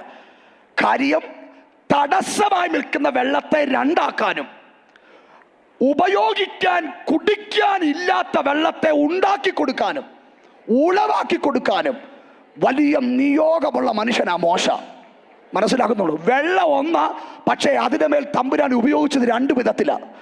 തടസ്സമായതിനെ രണ്ടാക്കി, ഇല്ലാത്തതിനെ തമ്പുരാനിലൂടെ നിയോഗത്തിലൂടെ മരുഭൂമിയിൽ പുറപ്പെടുവിച്ചു കൊടുത്തു. ഞാൻ തിരുവെഴുത്ത് വായിച്ചപ്പോൾ വെള്ളത്തിന്റെ മേൽ മോശയ്ക്ക് കിടക്കുന്ന വെള്ളത്തിൽ നിന്ന് വലിച്ചെടുത്തവൻ. ഞാൻ ഇന്ന് പകലൊരു ദൈവനിയോഗത്തോടൊരു വെളിപ്പാട് പറയാം. അവൻ ഏതു വിഷയത്തിൽ നിന്ന് ദൈവം നിന്നെ വലിച്ചെടുത്തത്, അതേ വിഷയത്തിന്മേൽ കുടുങ്ങിക്കിടക്കുന്നവന്റെ കെട്ടഴിക്കാനുള്ള ഒരു പ്രത്യേക അതോറിറ്റി, യെസ്, സ്വർഗം ഇന്ന് പകൽ നമ്മുടെ മേൽ പകരും.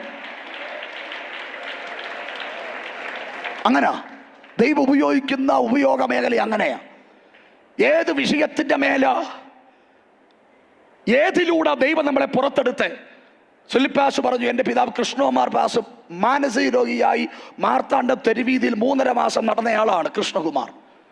ഒരു സാധാരണ ദൈവദാസൻ, ഒരു സഞ്ജുപദേശിയായ അഭിഷക്തൻ ഒരു ഹോട്ടലിന്റെ പുറകിൽ നിന്ന് എൻ്റെ പിതാവിനെ പിടിച്ച് വീട്ടിൽ കൊണ്ടുപോയി 6 മാസം പ്രാർത്ഥിച്ച സ്വർഗം ഇറങ്ങി വന്ന് 48 വർഷങ്ങൾക്ക് മുമ്പ് എൻ്റെ പിതാവിനെ സൗഖ്യമാക്കിയത് തമ്പുരാൻ തൊട്ടത്.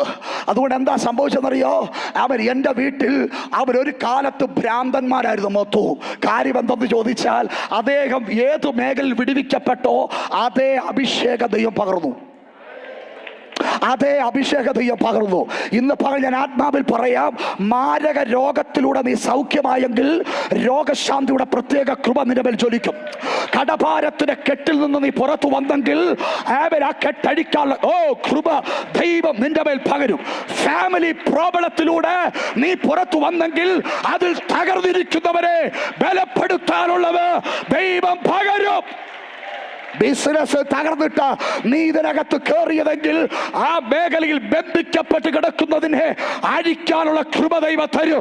അത് വിശ്വസിക്കുന്നവരാമേൻ പറ. സ്തോത്രം. ഇപ്പൊ മോശയ്ക്ക് വെള്ളത്തിന്മേൽ പ്രത്യേക അധികാരം വെല്ലുവിളിയുടെ സമയത്തും ദൈവം കൊടുത്തു. ഏലിയാവും തീയുടെ മേൽ പ്രത്യേക അധികാരമുള്ളവനാ. ഭാഗവും പശ്ചാത്തലവും നമുക്കറിയാം. ആമേൻ. ഏകദേശം 10 സെക്കൻഡ് പ്രാർത്ഥന മാത്രം പ്രാർത്ഥിച്ച ആ പ്രാർത്ഥനയനന്തരം ഉത്തരം അരുളണമേ എന്ന് പറഞ്ഞപ്പോൾ സ്വർഗത്തിൽ നിന്ന് യഹോവയാകുന്ന ദൈവം എന്ത് ചെയ്തെന്ന് അവ ഏലിയാവ് പ്രാർത്ഥിച്ച് തീ ഇറക്കി എന്ന് തിരുവെഴുത്തിനകത്തില്ല, തീ ഇറങ്ങിയെന്നേ ഉള്ളൂ. സ്വത്രം പറഞ്ഞാട്ടെ, തീ ഇറങ്ങിയെന്ന് സ്വർഗത്തിൽ നിന്ന് ഏലിയാവ് പ്രാർത്ഥിച്ചപ്പോൾ അവിടെ വെള്ളമല്ല പെയ്തേ, തീയാ ഇറങ്ങിയേ. ദൈവത്തിനറിയാം എന്തെപ്പോൾ എങ്ങനെ ചെയ്യണമെന്ന്. അവൻ ശ്രദ്ധിച്ച് എന്താ അതിന് കാര്യമെന്ന് ചോദിച്ചാൽ ശ്രദ്ധിക്കുക, അതിനകത്ത് ഒരു ആത്മീക മർമ്മം അതിനകത്ത് കിടപ്പുണ്ട്. അപ്പൊ ക്ഷാമം കൊടുമ്പിരി കൊള്ളുന്ന കാലത്ത് ഏകദേശം 3.5 വർഷം ക്ഷാമമാ. തോടുകളെല്ലാം വറ്റിപ്പോയി, മൃഗങ്ങൾക്ക് കൊടുക്കാൻ വെള്ളമില്ല, പച്ചപ്പില്ലാത്ത കാലത്ത് ഏലിയാവെന്ന ദൈവത്തിന്റെ മനുഷ്യൻ കാണിച്ച പോഷത്തരം കണ്ടോ? യാഗപീഠം പടുതിട്ട് അതിന് ചുറ്റും 4 തൊട്ടിയിൽ 3 പ്രാവശ്യം. സുൽപാസ എൻ്റെ ചിന്തയിൽ കഞ്ഞി വെക്കാൻ എന്തില്ല, എനിക്കതിന്റെ ചരിത്രമൊന്നും അറിയില്ല. കഞ്ഞി വെക്കാൻ എന്തില്ല? വെള്ളമില്ലാത്തപ്പോഴാ ഉപദേശി യാഗപീഠത്തിന് ചുറ്റും എന്തോ ഒഴിക്കുന്നേ, വെള്ളം ഒഴിക്കുന്നേ. രക്തത്താൽ ജയമെടുക്കുക. എന്താ കാര്യം എന്നറിയോ? അന്നത്തെ വിജാതീയരായ ആൾക്കാരുടെ അകത്ത് ഇങ്ങനെ ഒരു വിശ്വാസം ഉണ്ടായിരുന്നു. എന്താ വിശ്വാസം എന്നറിയോ? അവ കാണികളായ ജനത്തെ കബളിപ്പിക്കാൻ സ്തോത്രം ഈ യാഗപീഠത്തിന്റെ അടിയിൽ അവ തീയുടെ പ്രത്യേക സംഭവങ്ങൾ ഉണ്ടാക്കി വെച്ചിട്ട് അവരിതിനകത്തൊരു കളിപ്പീര് പരിപാടി ചെയ്യുമായിരുന്നു. അവൻ അതുകൊണ്ട് അങ്ങനൊരു സമ്പ്രദായം ജാതീയ ഇടയിൽ ഉണ്ടെന്ന് മനസ്സിലാക്കിയിട്ട് ഏലിയാവിന് മനസ്സിലായി, തമ്പുരാൻ നാളെ ഇറങ്ങിയാൽ ഇവര് പറയും യാഗപീഠത്തിന്റെ താഴെ എന്തോ മറച്ചു വെച്ച്, തീയുടെ സാധനം മറച്ചു വെച്ചിട്ട് പിന്നെ എവിടുന്നോ ഇങ്ങനെ ഊതിക്കേറ്റിയതാ ഈ സാധനം എന്ന് പറയാതിരിക്കേണ്ടതിന് ആദ്യമേ ഇത് ഉപദേശി എന്ത് ചെയ്യുന്നറിയാമോ?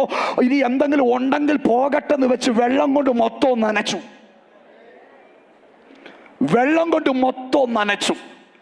ഉടനെ യഹോവയുടെ തീ ഇറങ്ങി.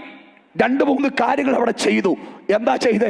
ഒന്ന്, വെള്ളത്തെ വറ്റിച്ചു, മണ്ണിനെ ദഹിപ്പിച്ചു. സ്വതന്ത്രം പറ. വെള്ളത്തെ വറ്റിച്ചു, മണ്ണിനെ. പക്ഷെ ഈ വെള്ളത്തെ വറ്റിച്ചെന്ന് പറയുന്നതിന്റെ ഇംഗ്ലീഷ് പരിഭാഷ ഞാനൊന്ന് ശ്രദ്ധിച്ചപ്പോൾ അവിടെ കിടക്കുന്നത് ലിക്ഡ് അപ്പ് ദ വാട്ടർ എന്ന് പറഞ്ഞാൽ വലിച്ചെടുത്തെന്ന.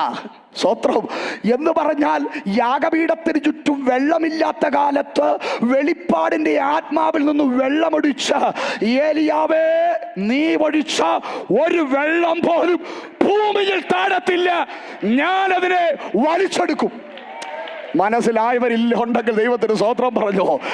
ഈ മണിക്കൂറുകളിൽ വന്ന് ദൈവത്തെ ആരാധിക്കുന്ന ദൈവമക്കൾ ഓർത്തോ, നീ ചെലവാക്കിയ സമയം, നീ ചെലവാക്കിയ ആരോഗ്യം, നീ ചെലവാക്കിയ പണം നഷ്ടമായി പോകത്തില്ല. യഹോവയുടെ തീ അതിന്ന് ഇറങ്ങി വന്ന് വലിച്ചെടുക്കും, വലിച്ചെടുക്കും, വലിച്ചെടുക്കും.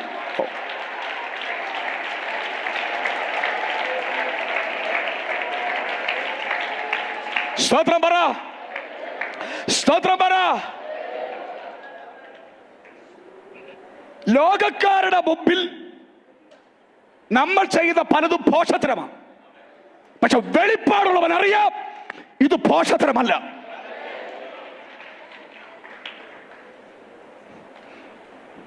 നിന്റെ കുടുംബത്തിൽ വെളിപ്പാടില്ലാത്തവന് നീ ചെയ്യുന്നത് മണ്ടത്തരമാണ്.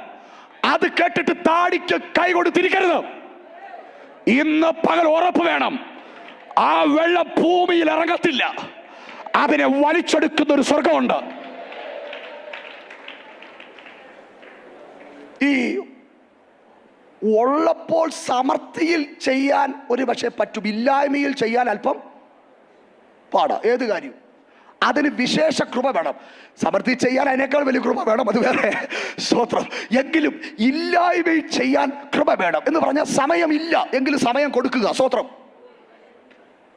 ഉപവസിക്കാൻ ആരോഗ്യം ഇല്ല, ഉപവസിക്കുക, അതിന് പ്രത്യേക കൃപ വേണം. കൊടുക്കാൻ പൈസ ഇല്ല, തമ്പുരാന് വേണ്ടി കൊടുക്കുക, പ്രത്യേക കൃപ വേണം. ഞാൻ ഒരു കാര്യം പറയാം, അങ്ങനെ ആരെങ്കിലും എവിടെങ്കിലും ചെയ്തിട്ടുണ്ടെങ്കിൽ അതൊരു ഭയങ്കര സ്പെഷ്യൽ ദൈവത്തിന് നീതിയായി വെളിപ്പെടും. അതൊക്കെ മൂന്നാം തലമുറയിൽ അനുഭവിക്കുന്നവരാ ഞങ്ങളൊക്കെ. ദൈവമക്കളെ ഓർത്ത് സ്തോത്രം പറയുക. ഇത് വലിച്ചെടുത്ത വെള്ളം എങ്ങോട്ട് ചെന്നു? മുകളിലോട്ട് ചെന്നിട്ട് തമ്പുരാൻ പറഞ്ഞൊരു കാര്യം ചെയ്, നീ 4 തൊട്ടിയിൽ 3 തൊട്ടിയിൽ എനിക്കൊന്ന് 3 തൊട്ടിയിൽ 4 പ്രാവശ്യം എന്നല്ലേ? അങ്ങനെ എങ്ങനെ 4 തൊട്ടിയിൽ 3 പ്രാവശ്യം എന്തോ 4 തൊട്ടിയിൽ 3 പ്രാവശ്യം നീ അളന്നല്ലേ ഒഴിച്ചേ. പക്ഷെ ഞാൻ ചെയ്യാൻ പോകുന്നത് അളന്നല്ല, അതൊരു വൺമഴയാക്കി തരാൻ പോവാ. മനസ്സിലാകുന്നില്ലല്ലോ, മനസ്സിലാകുന്നില്ലല്ലോ. എങ്ങനെ തരാൻ പോവുക? വൻമഴയാക്കി. ഇനി കേട്ടെ, ഒഴിച്ചത് കർമ്മേലിന്റെ ഒരു പ്രത്യേക ഇട്ടാവട്ടത്തെ സുനിൽപാസെ. വൻമഴ പെയ്തത് ഇസ്രായേലിൽ മുഴുവനും. എത്ര പേർ വിശ്വസിക്കുന്നുണ്ട്? ബേഥേലിലെ ഉപവാസ പ്രാർത്ഥന ഒരു വലിയ ഉണർവായി യേശുവിൻ നാമത്തിൽ ഈ ബാംഗ്ലൂർ പട്ടണത്തെ മാത്രമല്ല, കർണാടകയെ മാത്രമല്ല, ഭാരതത്തെ മാത്രമല്ല,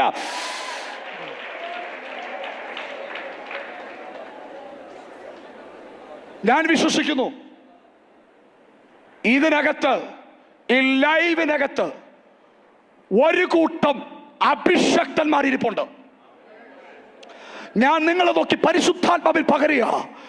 നിങ്ങൾ നിൽക്കുന്ന രാജ്യത്തിൽ ആത്മാവിന്റെ തീയായി നിൽക്കാനുള്ള ഒരാത്മീക ഊർജമാണ് സ്വർഗം നിങ്ങളുടെ മേൽ പകരുന്നത്.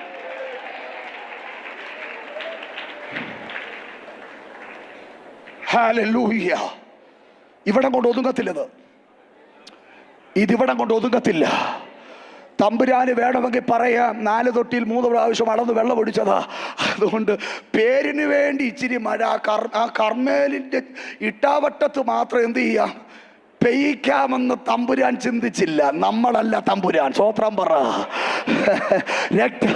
തമ്പുരാൻ ചെയ്യുന്നതൊക്കെ അവന്റെ സ്റ്റാൻഡേർഡില, അവന്റെ സ്റ്റാൻഡേർഡില.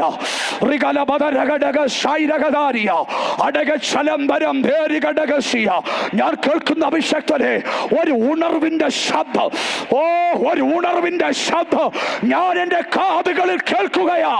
ഈ പ്രാർത്ഥനാ യോഗങ്ങളിൽ നിന്ന് അങ്ങനെ ഒരു ദൈവനീതി ഉയരത്തിലേക്ക് ചെല്ലുകയാ.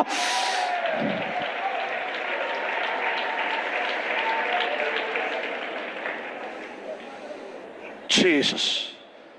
നമ്മളെല്ലാം പരിമിതിയുള്ളവർ, അളന്നേ ചെയ്യാൻ പറ്റൂ അല്ലേ? എന്നോട് പറഞ്ഞു അളന്ന് ഒരു ടൈം, അതേ പറ്റൂ.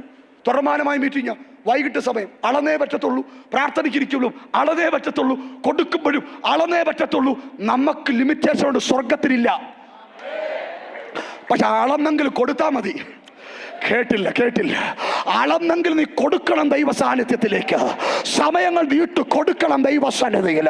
ലീവ് എടുത്ത് വന്നിരുന്നു ഉപവസിക്കണം. യേശുവിന്റെ അധികാരമുള്ള നാമത്തിൽ ഞാൻ ആത്മാവിൽ പറയുന്നു, ഒരു ജോലിയുമില്ലാതെ സ്തോത്ര ജോലിയൊക്കെ നഷ്ടപ്പെട്ട ഒരു കൂട്ടമായി ഇതിനകത്തിരിക്കുന്നതെന്ന് വിശ്വസിക്കുന്നില്ല. ജോലി ഉണ്ടായിട്ട് അത് മാറ്റി ലീവ് എടുത്തിരിക്കുന്നവർ കരമൊന്ന് ഉയർത്തിയേ. ലീവ് എടുത്ത് ഈ പ്രാർത്ഥനയ്ക്കകത്തിരിക്കുന്നവരൊന്ന് കരമൊന്ന് ഉയർത്തുക, നന്നായിട്ട് ഉയർത്തിയേ.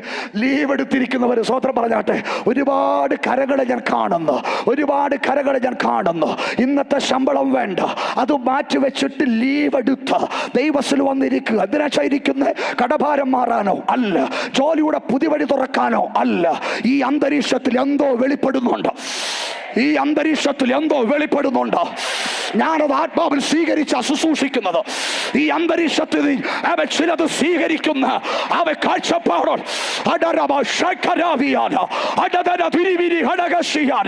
ആത്മാവിൽ പ്രതികരിച്ചാട്ടെ. ഈ അന്തരീക്ഷത്തിനകത്ത് നിന്ന് കനമേറിയ ചിലത് സ്വർഗം കൈമാറിക്കൊണ്ടിരിക്കുന്ന ആത്മാവിൽ പ്രാപിക്കാൻ കഴിയുന്നവർ അന്യഭാഷകളിൽ കരങ്ങളെ അടിച്ച്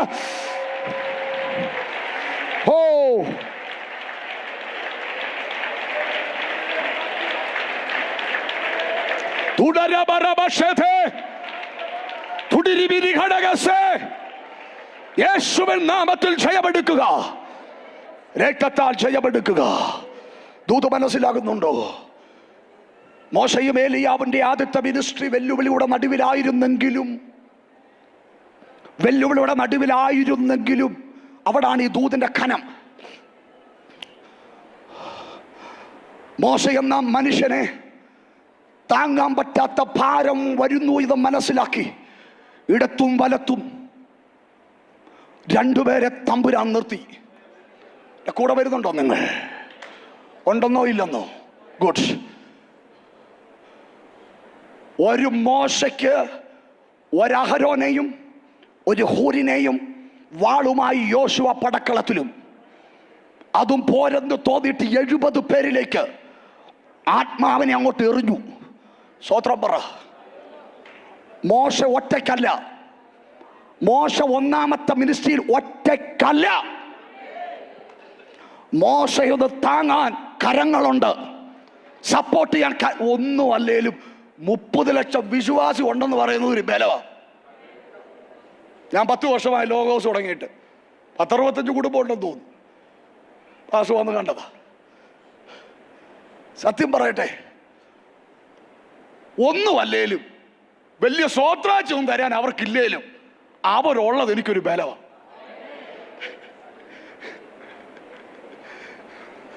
ഒരു ഏരിയയിൽ കുറച്ച് പേരൊക്കെ പൊതിഞ്ഞു ഒരു വീട്. ലൈവ് ഉള്ളത് അങ്ങനെ പറയാം. എന്നിട്ട് പറഞ്ഞു നിന്റെ പാസ് കഴിഞ്ഞ് വിട്ടുതരാൻ പറഞ്ഞു. അപ്പം ഞാൻ ആ വീട്ടിലുണ്ടെന്ന് വിചാരിച്ചുകൊണ്ടാണ്, അവരുടെ ഏരിയ മാത്രം അത് പാസ് കഴിഞ്ഞ് വിട്ടുതരാൻ പറഞ്ഞു. ഞാനവിടെ ഇല്ല. 100-ലധികം പേരൊരു വീട് വളഞ്ഞു. ഏറിയ പ്രേയർ നടക്കുക. എൻ്റെ കൂടുള്ള ദൈവദാസൻ, അത് കണ്ട് ലീക്കിൽ പോലുള്ള മനുഷ്യൻ, അദ്ദേഹമുണ്ട്. പിന്നെ ഒരു 6-7 ദൈവമക്കളുണ്ട്. പ്രാർത്ഥിച്ചുകൊണ്ടിരിക്കുമ്പം അവരുടെ ഏറിയായിരുന്നു. അവർ നോക്കി വെച്ചിരുന്ന വളഞ്ഞു. നിങ്ങളുടെ ഉപദേശം വിടാൻ പറഞ്ഞു. ഇറങ്ങിച്ചെന്ന് ആരെന്നറിയോ? കുറച്ച് നാളായി വിശ്വാസത്തിലേക്ക് വന്ന, ഒത്തിരി നാളൊന്നും ആയില്ല അവർ വിശ്വാസത്തിലേക്ക് വന്നിട്ട്, കുറച്ച് നാളേ ആയിട്ടുള്ളൂ. തട്ടിൻ്റെ പണിക്ക് പോയി ജീവിക്കുന്നവരാ. സജീവ് സഹോദരി തൊഴിലുറപ്പിൽ പോയി ജീവിക്കുന്നതാ. സ്വത്രം. സജീവ് എന്ന് പറഞ്ഞ ആ സഹോദരൻ ഈ 100 പേരുടെ ഇടയിലേക്ക് ഇറങ്ങി അങ്ങ് ചെന്നു. പിന്നെ അവർ പറഞ്ഞു നിന്നെ അല്ല വേണ്ടിയത്, നിന്റെ പാസ് കഴിഞ്ഞ് വിടാൻ. പിന്നെ അദ്ദേഹം പറഞ്ഞു പാസ് ഇവിടെ ഇല്ല, ഇനി ഉണ്ടെങ്കിലും എന്നെ കൊന്നിട്ടേ പാസ്സേ തൊടൂ. ബലമല്ലേ?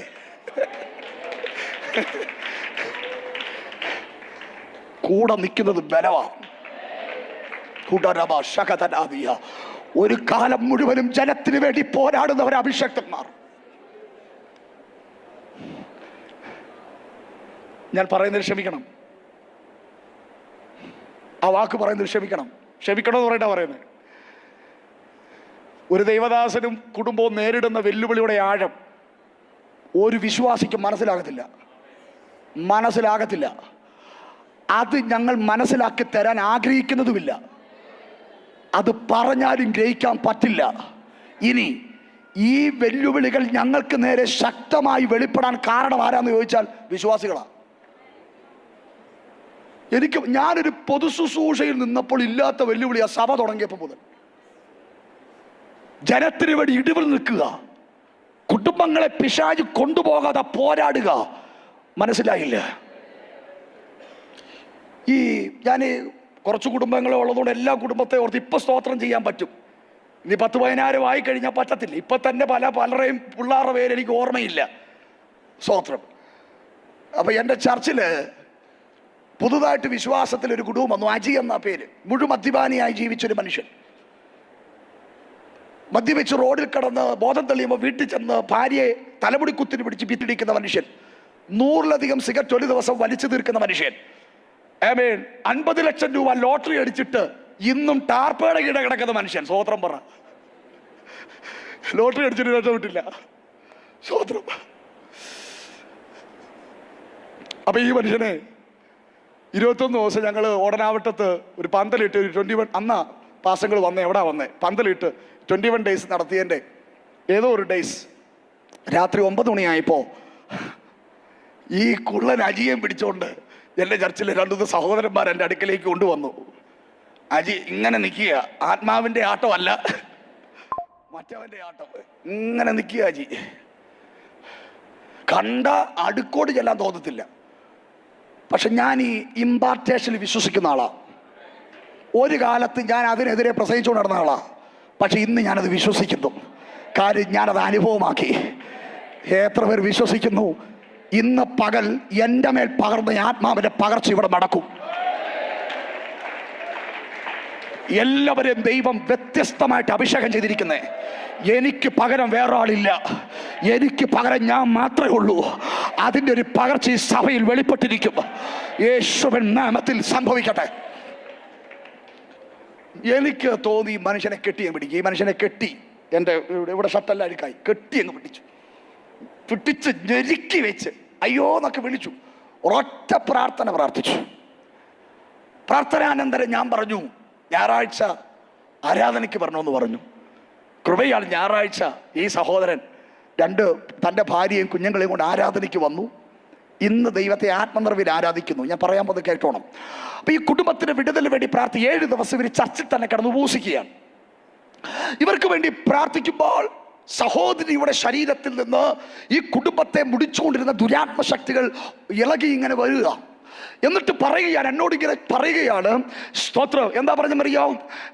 കഴിഞ്ഞ ചില ദിവസങ്ങൾക്ക് മുമ്പ് ഇവർ ഈ ചർച്ചിൽ വന്നു തുടങ്ങിയ സമയം മുതൽ ഇവരെ 4 പേരെയും ആത്മഹത്യ ചെയ്യിപ്പിക്കാൻ ഇവരെ തൂക്കി കൊല്ലാൻ വേണ്ടി ഞാൻ ഭയങ്കര ശ്രമം നടത്തിക്കൊണ്ടിരുന്നു. അപ്പൊ ഞാൻ അജിയോട് ചോദിച്ചോ പറഞ്ഞാ അങ്ങനെയുള്ള തീരുമാനങ്ങളൊക്കെ ഇടയ്ക്ക് കയറി വന്നായിരുന്നു. ഓക്കെ, ശ്രമം നടത്തിക്കൊണ്ടിരുന്നു. പക്ഷേ എനിക്ക് ഇപ്പോൾ ആ വീടെന്നൊന്നും പറയാനില്ല. ഇന്നും ഇല്ല വീടെന്ന് പറയാൻ. ആ വീട്ടിന്റെ അകത്തേക്ക് കയറാൻ പറ്റുന്നില്ല. ഞാൻ ചോദിച്ചു, നിനക്കെന്താ കയറാൻ പറ്റാത്ത? നീ എവിടാ നിൽക്കുന്നേ? എന്നോട് പറയാ, വീട്ടിന്റെ കോമ്പൗണ്ടിന്റെ പുറത്ത് നിൽക്കുക. ഞാൻ മതിലൊന്നുമില്ല എങ്കിലും കോമ്പൗണ്ടിന്റെ പുറത്ത് നിൽക്കുക. ഞാൻ ചോദിച്ചു, അതെന്താ കോമ്പൗണ്ടിന്റെ പുറത്ത് നിൽക്കുന്ന? എന്നോട് പറയുക, നിങ്ങൾ 3-4 പേര് ചില ദിവസത്തിന് മുമ്പ് ആ വീട്ടിൽ വന്ന് പ്രാർത്ഥിച്ച് കവർ ചെയ്തില്ലയോ, അന്ന് മുതൽ ഞാൻ പുറത്തായി തുടങ്ങിയതാ. ഓ, ഇന്ന് പകൽ ഇവിടെ ഇരുന്നോണ്ട് നീ രക്തത്തിൽ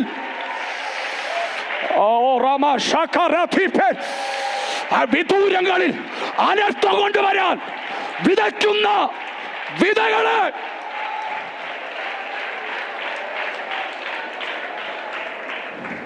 കുറച്ചും കൂടെ ആവേശമായി എനിക്കപ്പോൾ. എന്നിട്ട് എന്നോട് പറഞ്ഞു, പിന്നീട് പറയുക, എനിക്ക് കൊല്ലാൻ പറ്റിയില്ല. 2ാമത്തെ കാര്യം എന്താന്ന് കേൾക്കണേ? ഞാൻ പറഞ്ഞു, കേൾക്കാം. എന്താ പറ, എന്താ 2ാമത്തെ കാര്യം? എങ്ങനെയാ കൊല്ലാൻ പറ്റുന്നേ? ഒരുത്തന് ഇവിടെ ഇരുന്നുകൊണ്ട് അജിക്കായ് സ്തോത്രം, അജിക്കായ് സ്തോത്രം, അജിക്കായ് സ്തോത്രം എന്ന് കുറെ ദിവസങ്ങളായി പറഞ്ഞുകൊണ്ടിരിക്കുക. ഞാൻ പാസ്റ്ററായി ഞാൻ പ്രാർത്ഥിച്ചുകൊണ്ടിരിക്കുക, അജിക്കായ് സ്തോത്രം എന്ന്. എനിക്ക് മനസ്സിലായി, ഒരു കുടുംബത്തിന്റെ പേരിൽ പറയുന്ന ഒരു സ്തോത്രം അന്ന് തുടങ്ങിയതാ കുടുംബങ്ങൾക്ക് വേണ്ടി സ്തോത്രം പറയാൻ. ഓ, ഇന്ന് പകൽ ഇവിടെ ഇരുന്നോണ്ട് പറ, അഭിഷേക് പറഞ്ഞതുപോലെ നിന്റെ തലമുറയുടെ പേര് പറഞ്ഞ് പറ. അതൊരു ഭയങ്കര ഉറപ്പായിരുന്നു ഭാഷ. ആ സ്തോത്രം പറഞ്ഞപ്പോൾ തന്നെ ഒരു തീ മതില്. ഓ, പറ സ്തോത്രം പറ, സ്തോത്രം പറ, സ്തോത്രം പറ. നിന്റെ കുഞ്ഞിന്റെ പേര് പറ, പേര് പറ, പേര് പറ, ഭർത്താവിന്റെ പേര് പറ.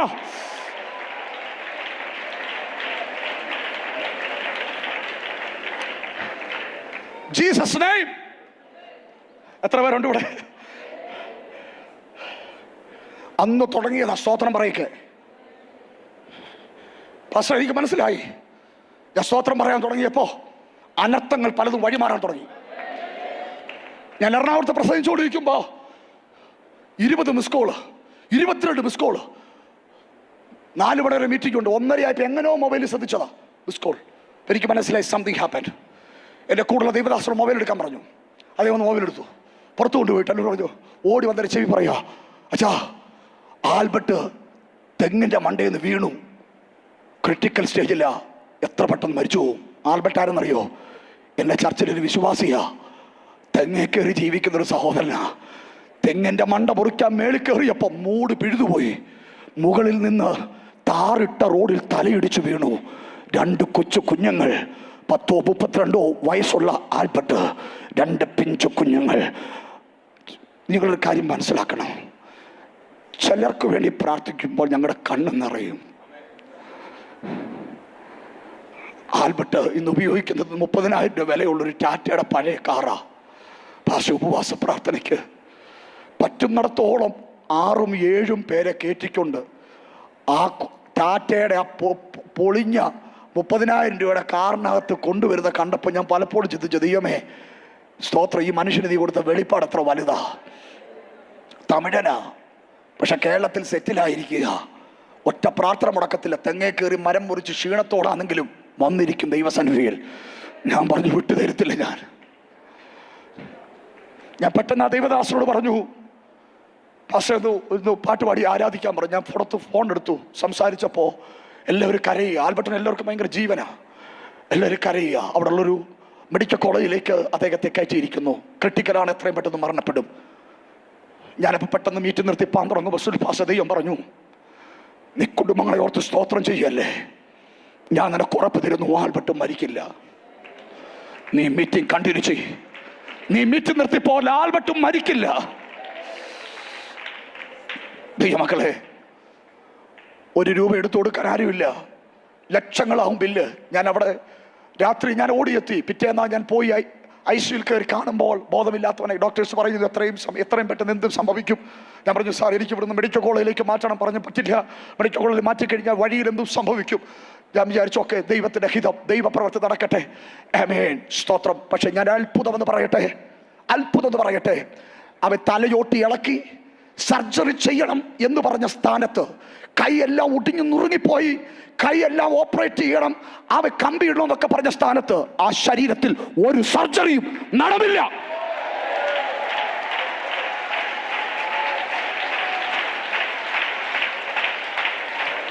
ഒരു സർജറിയും നടന്നില്ല.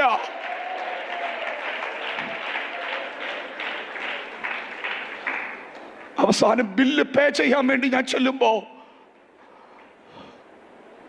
PRO എന്നോട് പറയുകയാണ്, ഞങ്ങളുടെ ഈ ഹോസ്പിറ്റലിന്റെ ചരിത്രത്തിൽ ഞങ്ങൾ കണ്ടിട്ടില്ല, ആരുമില്ലാത്ത ഒരു മനുഷ്യന് വേണ്ടി ICUവിന്റെ വാതൊക്കെ കുറെ പാവപ്പെട്ട ദൈവമക്കൾ കടന്നു പ്രാർത്ഥിക്കുക. ഇടിവിൽ നിൽക്കാനൊരു സഭയുണ്ടെങ്കിൽ, കൂടെ നിൽക്കാനൊരു അഭിഷക്തനുണ്ടെങ്കിൽ, ഒരു പൈശാചിക ലോകത്തിന് നിന്നെ കൊണ്ടുപോകാൻ പറ്റില്ല.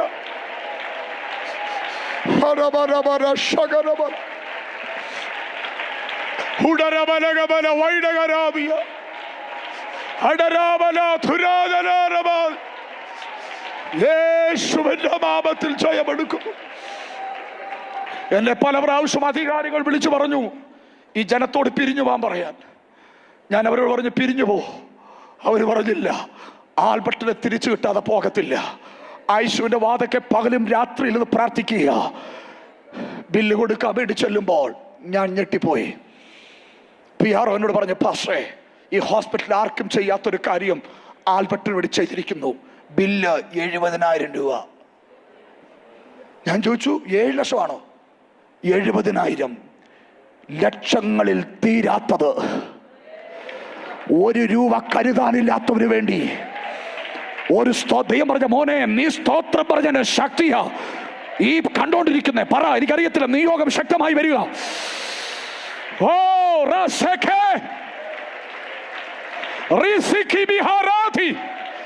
അനർത്ഥങ്ങൾ എവിടെയോ പിടിച്ചു കെട്ടുന്നു, അപകടങ്ങൾ എവിടെയോ പിടിച്ചു കെട്ടുന്നു. ഞാൻ പല വേദിയിൽ പറയാത്തൊരു സാക്ഷ്യം ഇവിടെ പറഞ്ഞെങ്കിൽ ദൈവം എന്നോട് പറയുന്നു, ചിലവിനെ ദൈവം ക്യാൻസൽ ചെയ്യുന്നു.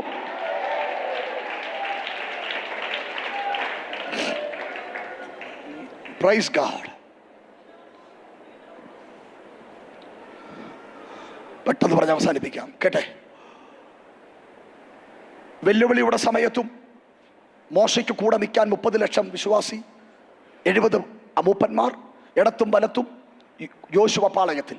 ഏലിയാവിന്റെ കാര്യം ഒട്ടും കുറവല്ല, ഒന്നുമല്ലല്ലോ 7000 പേർ. ബാലന് കേട്ടില്ല, മുട്ടുകുത്താത്ത 7000 പേർ സ്തോത്രം പറയുന്നുണ്ട്. ഏലിയാവിനടുത്ത് സ്തോത്രം പറയുന്നുണ്ട്. രണ്ട് ഇവരുടെ ശുശ്രൂഷ വെളിപ്പെട്ടത് തേജസ്സില. അറിയാമല്ലോ, തൊടാൻ സമയമില്ല. മറുരൂപമലയിൽ പ്രാർത്ഥിക്കുവാൻ ശിഷ്യന്മാരുമായി യേശുവിടെ ചെല്ലുമ്പോൾ തേജസ്സിൽ അവർ പ്രത്യക്ഷരായി. തേജസ്സിൽ വെളിപ്പെട്ട് നിൽക്കുമ്പോഴും ഒറ്റയ്ക്കല്ല. ഈ ജീസസ് ഉണ്ട് അവിടെ. രക്തത്താൽ ജയമെടുക്കുന്നു. ഒറ്റയ്ക്കല്ല, 3 ശിഷ്യന്മാർ ഉറങ്ങുകയാണെങ്കിൽ അവിടെ ഉണ്ട്. ഇനിയാണ് 3ാമത്തെ ഭാഗത്തേക്ക് കയറേണ്ടത്. ഭൂമിയിലേക്ക് ചെല്ല്, ഞാൻ അവിടെ നിൽക്കാൻ നിങ്ങൾക്ക് വരം തരും. മോശെ ഏലിയാൻ പറഞ്ഞു, ദൈവമേ, ഞങ്ങളിപ്പോ ഭൂമിയിലേക്ക് ചെല്ലാൻ ഞങ്ങളുടെ ഇടത്തും വലത്തും നിൽക്കാൻ ഒരാൾ പോലും, കൈത്താങ്കൽ തരാൻ ഒരാൾ പോലും, പ്രാർത്ഥിക്കാൻ ഒരാൾ പോലും അപ്പോൾ ഭൂമിയിലില്ല. കേൾക്കുന്നുണ്ടോ? എതിർ ക്രിസ്തു സർവ്വലോകാധിപതിയായി എന്ത് ചെയ്യുന്നു? കാര്യങ്ങൾ കൈയേറിക്കൊണ്ടിരിക്കുന്നു. ദൈവ സാന്നിധ്യം എന്ന് പറഞ്ഞൊരു അംശം ഭൂമിയിലില്ല. ദൂത് കേട്ടോ, ഇന്ന് പകൽ ദൈവാത്മാവ് ഡിക്ലെയർ ചെയ്യുക, ഈ 33ാമത്തെ പകലിൽ ഈ സഭയ്ക്കകത്തേക്ക് ദൈവം ഒരു വരം കൈമാറാൻ പോകുന്നു. ആ വരം 2 പ്രവചന വാക്കുകൊണ്ട് തീരുന്നതല്ല, ഒരു രോഗശാന്തി കൊണ്ട് തീരുന്നതല്ല, ഒരു ഭൂതശാന്തി കൊണ്ട് തീരുന്നതല്ല. ഇടത്തും വലത്തും നിൽക്കാൻ ആരുമില്ലെങ്കിലും ഒറ്റയ്ക്ക് നിന്ന് പൈശാചിക മണ്ഡലങ്ങളെ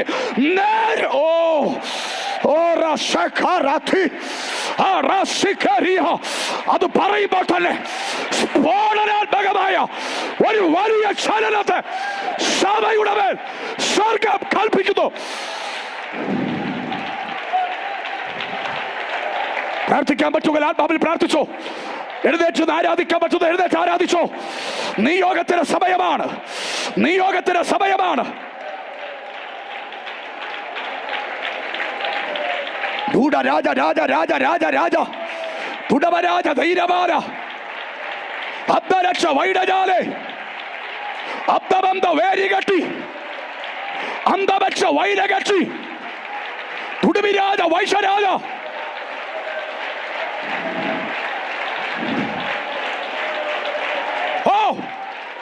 ഞാൻ ഈ പകൽ പ്രഖ്യാപിക്കുന്നു, ഇപ്പോൾ ഒരു വരത്തില്ല, ഒരു ഭയങ്കര കൈമാറ്റം ഈ സഭയ്ക്കകത്തേക്ക് സ്വർഗം കൈമാറുക.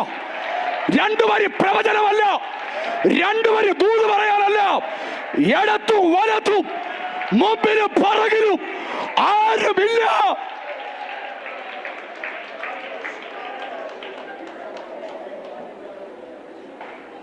കേൾക്കുന്നുണ്ടോ?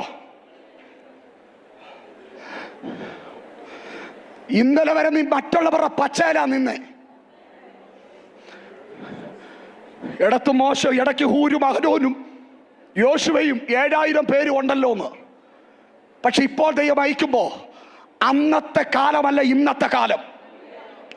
ഞാൻ ദൂത് പറയുന്നു, ഇതുവരെ സഭ കണ്ടിട്ടില്ലാത്ത വെല്ലുവിളിയുടെ കാലത്തിലേക്ക്.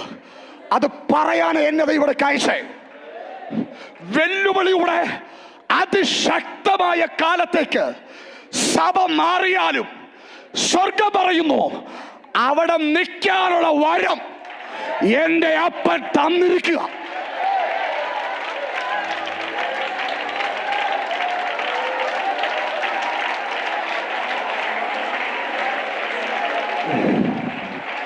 ഓ, ഒഴുകട്ടെ ഒഴുകട്ടെ ഒഴുകട്ടെ ഒഴുകട്ടെ ഒഴുകട്ടെ ഒഴുകട്ടെ ഒഴുകട്ടെ.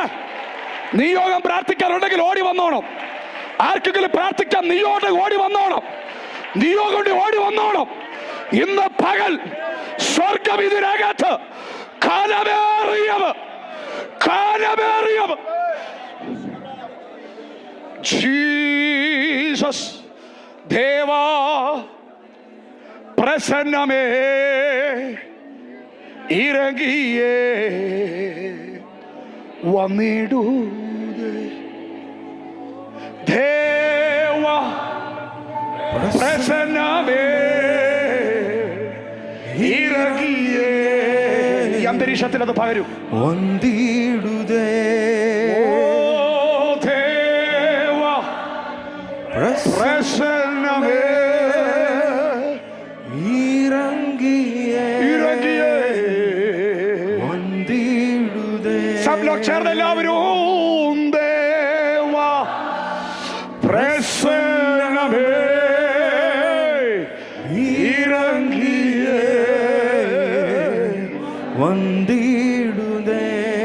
ദേവാദിൻ മഹിമൈ നമ്മയെല്ലാം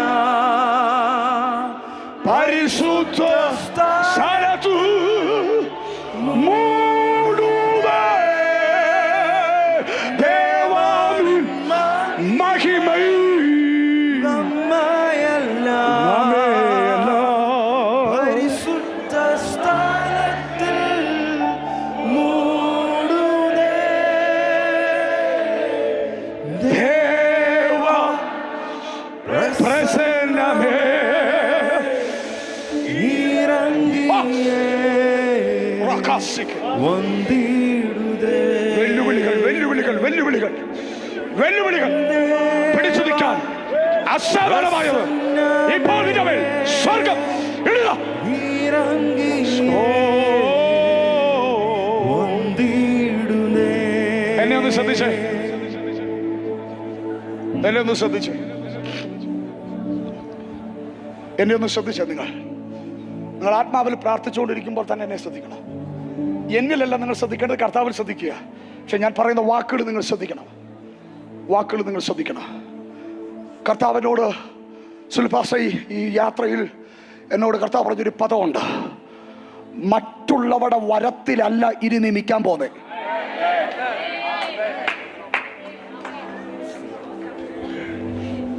എത്ര നാൾ നിൽക്കും? അങ്ങനെ എത്ര നാൾ നിൽക്കും? മറ്റുള്ളവരുടെ വരത്തിൽ നീ എത്ര നാൾ നിൽക്കും?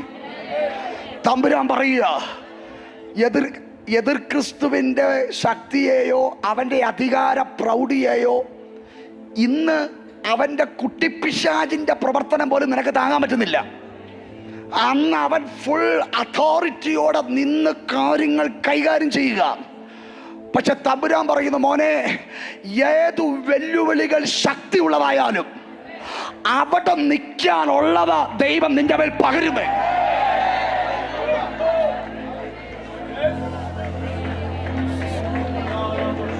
Jesus name, Jesus name, Jesus name. Touch the power, touch the power, touch the power. ആത്മാവത് തുറക്കട്ടെ. ഈ അന്തരീക്ഷത്തിൽ നിന്ന് ഇവരിലേക്ക് അതിൻ്റെ ഒരു ഒഴുക്ക്. ഹോളി സ്പിരിറ്റ് ശ്രദ്ധിച്ചേ. ഞാൻ നിയോഗം കൂടെ പറഞ്ഞ് പ്രാർത്ഥിക്കാം. നിയോഗം കൂടെ പറഞ്ഞ് പ്രാർത്ഥിക്കാം. സ്തോത്രം. നമ്മുടെ മേൽ വ്യാപരിക്കുന്ന അഭിഷേകത്തിന്റെ കനം എപ്പോഴാ കൂടുന്നറിയോ? കൂടെ നിൽക്കാൻ ആരും ഇല്ലാത്തപ്പോഴാ. മറ്റേത് കുറച്ച് ഹൂരൊക്കെ നോക്കിക്കോളും. ഹൂരും അഹരോനും ഒക്കെ കുറച്ച് കാര്യങ്ങൾ നോക്കിക്കോളും. ബാക്കി കാര്യങ്ങൾ നോക്കി. യോശുവ ബാക്കി നോക്കും. 70 പേര് നോക്കും. ഇവരെല്ലാം കൂടെ നോക്കുന്നത് അങ്ങ് തരാൻ പോവാ. കിട്ടിയില്ല വെളിപ്പാടല്ലേ? ഇവരെല്ലാം കൂടെ ഇന്നലെ കൈ